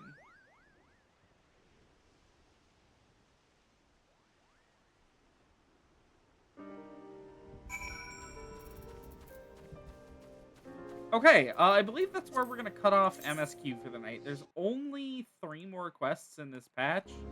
We will be back to finish up the patch next Tuesday, um, among doing some other stuff. For now, what do I need to unlock? We're down to just Archer and Rogue? Okay, we're going to do Archer tonight.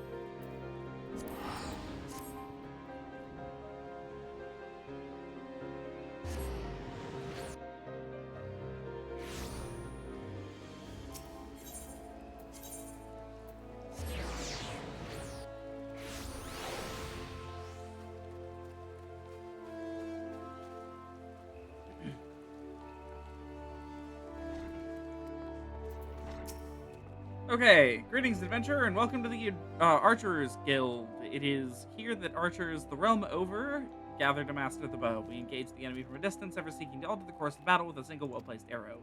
If you have a mind to become an archer, then you have come to the right place. If you wish to join our ranks, yes, marvelous, then allow me to enlighten you on the history of both our art and the guild. The bow is an ancient tool that has existed since far before our fair nation came into being. As an implement of war and hunting both, it protects us from our enemies, even as it keeps us fed and clothed. Archery, as practiced in Gridania, was born of 2 distinct styles of bowmanship. The first was devised by the longbow sentries of the Elizan who once ruled the lowlands, while the second belonged to the shortbow hunters of the formerly nomadic Mikote. As you will doubtless be aware, both races ultimately came to call the 12-Wood home. Though the 2 people began as rivals, they gradually learned to live together in harmony. During this time, they learned from one another, their 2 schools of archery intermingling to give birth to the art as it's known today. But this wouldn't have been possible were it not for the Trappers League. The guild has been established in order to promote sustainable hunting and cooperation within the hunting fraternity at large. As a happy consequence of this union, the guild's members came to engage in friendly contests of skill. Inspired by such competitions, the handful of their number began to focus on perfection as opposed to mere practicality, transforming a skill into what may be termed an art. These individuals would go on to form a guild of their own. The Archers Guild, where men and women gather to attain mastery over the bow. More than a few members of the God's Quiver loosed their first arrow within these very halls. And that, my friend, is a brief history of archery in Gridania. Doubtless you are more eager than ever to take up the bow. It would be my pleasure to recommend you to our guildmaster. You must receive her permission if you are to join us. If you would excuse me a moment, I shall see to it that the relevant lists are amended. Pray, speak to me again in a short while. You mean now? I'll speak to you now. Look in your eye bespeaks your determination. It would be my pleasure to refer you to Guildmaster. Lest you worry unduly, Lucienne is affable and a kind-hearted woman. Even those not of the guild have been known to seek her counsel on various matters, or ever have they been given a fair hearing. Lucienne awaits you in the training area yonder. Present yourself before her and impress upon her your desire to join the guild. Hello. Greetings, adventurer. I'm told you wish to join our ranks. I'm Lucienne, the master of the Archers Guild. I bid you welcome. Our doors are open to all who have the will to learn. Allow me to explain the basics of our art and offer you a foretaste of that which we would teach the members of our guild. The bow's greatest advantage is its range. Unlike those arms used in other disciplines of war, it allows me one strike at the enemy from afar. Though the bow may not boast the destructive force of a sword or spear, it is a myriad strategic applications more than compensate for this shortcoming. An experienced archer can immobilize an enemy by striking a leg or sap its strength with a poisoned arrow. Rise to become a virtuoso of archery, and a veritable deluge of death will be yours to rain down upon your foes. By fighting from a distance, we can better assess the battlefield and thereby determine the most advantageous course of action. This is of paramount import, as our role in battle is to exploit the enemy's weakness with the requisite placement and timing, but a single arrow may serve to turn the tide. To this end, the guild seeks to instill a discerning eye within its members, that they might learn to strike at vulnerabilities swiftly and surely. Now, any halfwit can bend the bow, but it is no simple undertaking to become a skilled archer. You must be prepared for a long and arduous journey. Are you resolved to complete that journey? That is well. From this moment forth, you may consider yourself one of our number. Now, lend me your hunting log if you would. I shall add the names of such creatures as would provide a fitting challenge to an archer. And to help you on your way, I bestow upon you this short bow. Arm yourself with your new weapon and speak to me again. I would have you undertake a trial to gauge your fitness to join the guild.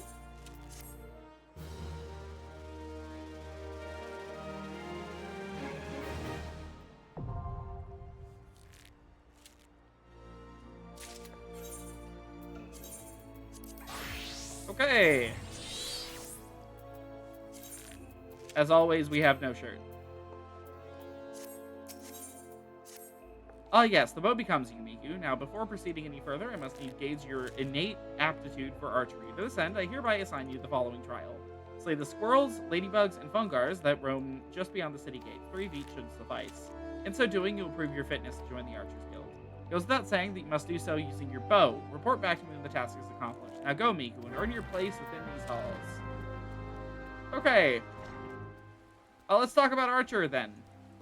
Archer is a really odd class. It does eventually change into Bard. That is the ultimate form of this one. And I don't want to say it's bad, because I genuinely, I don't think there is, okay, there is one bad class in this game, in terms of, like, high tier rating and such.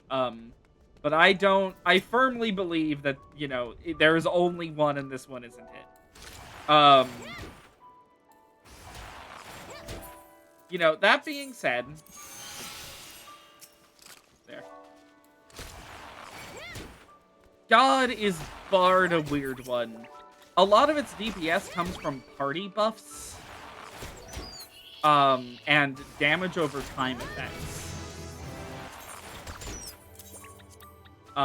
Meaning that your moment-to-moment DPS feel uniquely worthless in comparison to a lot of the things that other classes are able to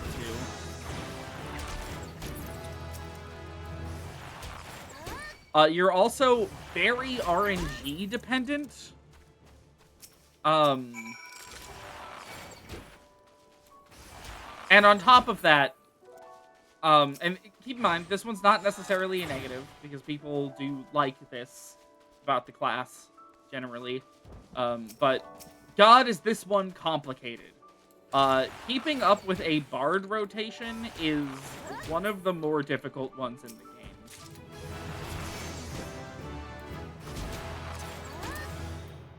Already by level 3, or level 4, we have a damage buff. That is ridiculous. Granted, it's only a self-damage buff.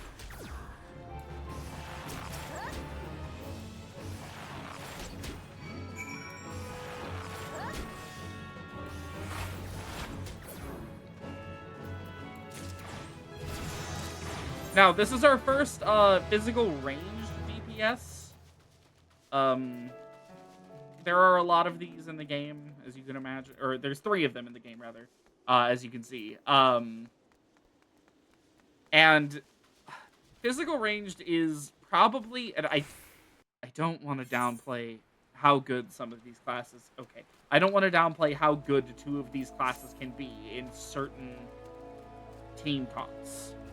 Dancer can be very good at buffing damage, deals quite a bit of damage itself, and Archer has a lot of cool technical skill involved in it, and Machinist is also there.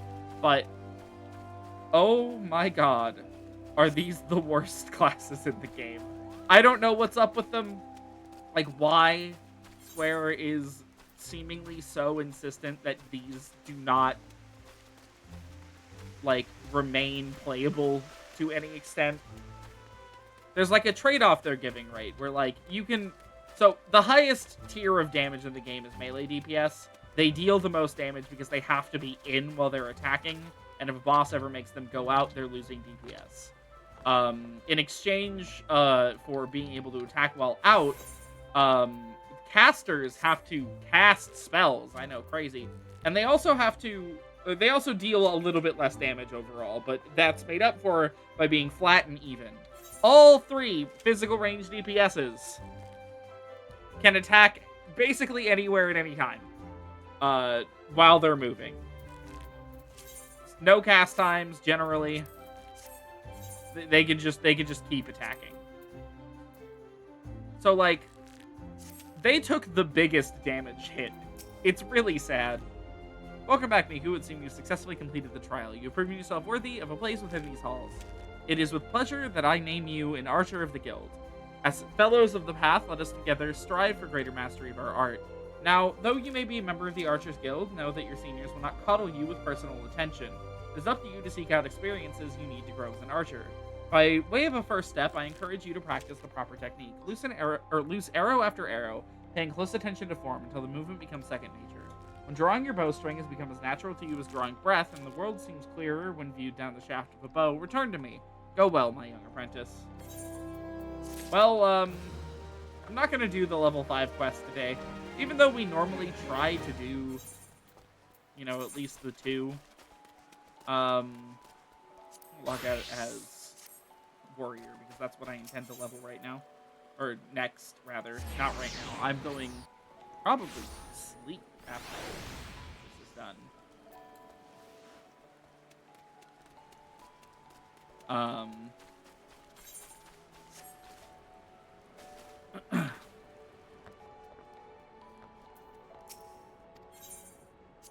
All right. Pretty eventful day. We did Good King Malgomog and new dungeon twice. And got some class quests out of the way and unlocked the next to last thing. We currently have every single class the game launched with unlocked. The game, in patch 2.1, they released one more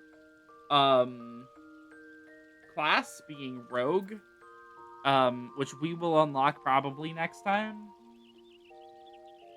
For now, I have Archer to level, and so much to level otherwise, and Poetics to grind, so I've got my hands full with Miku for the time being. With that, I'm going to end stream, I suppose.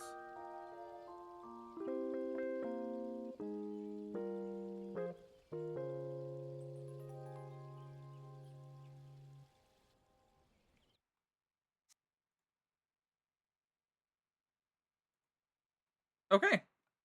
Well, if you watched this far, thank you so much for watching. It was a lot of fun, despite the mishaps. And yeah, that's all I got for you guys tonight.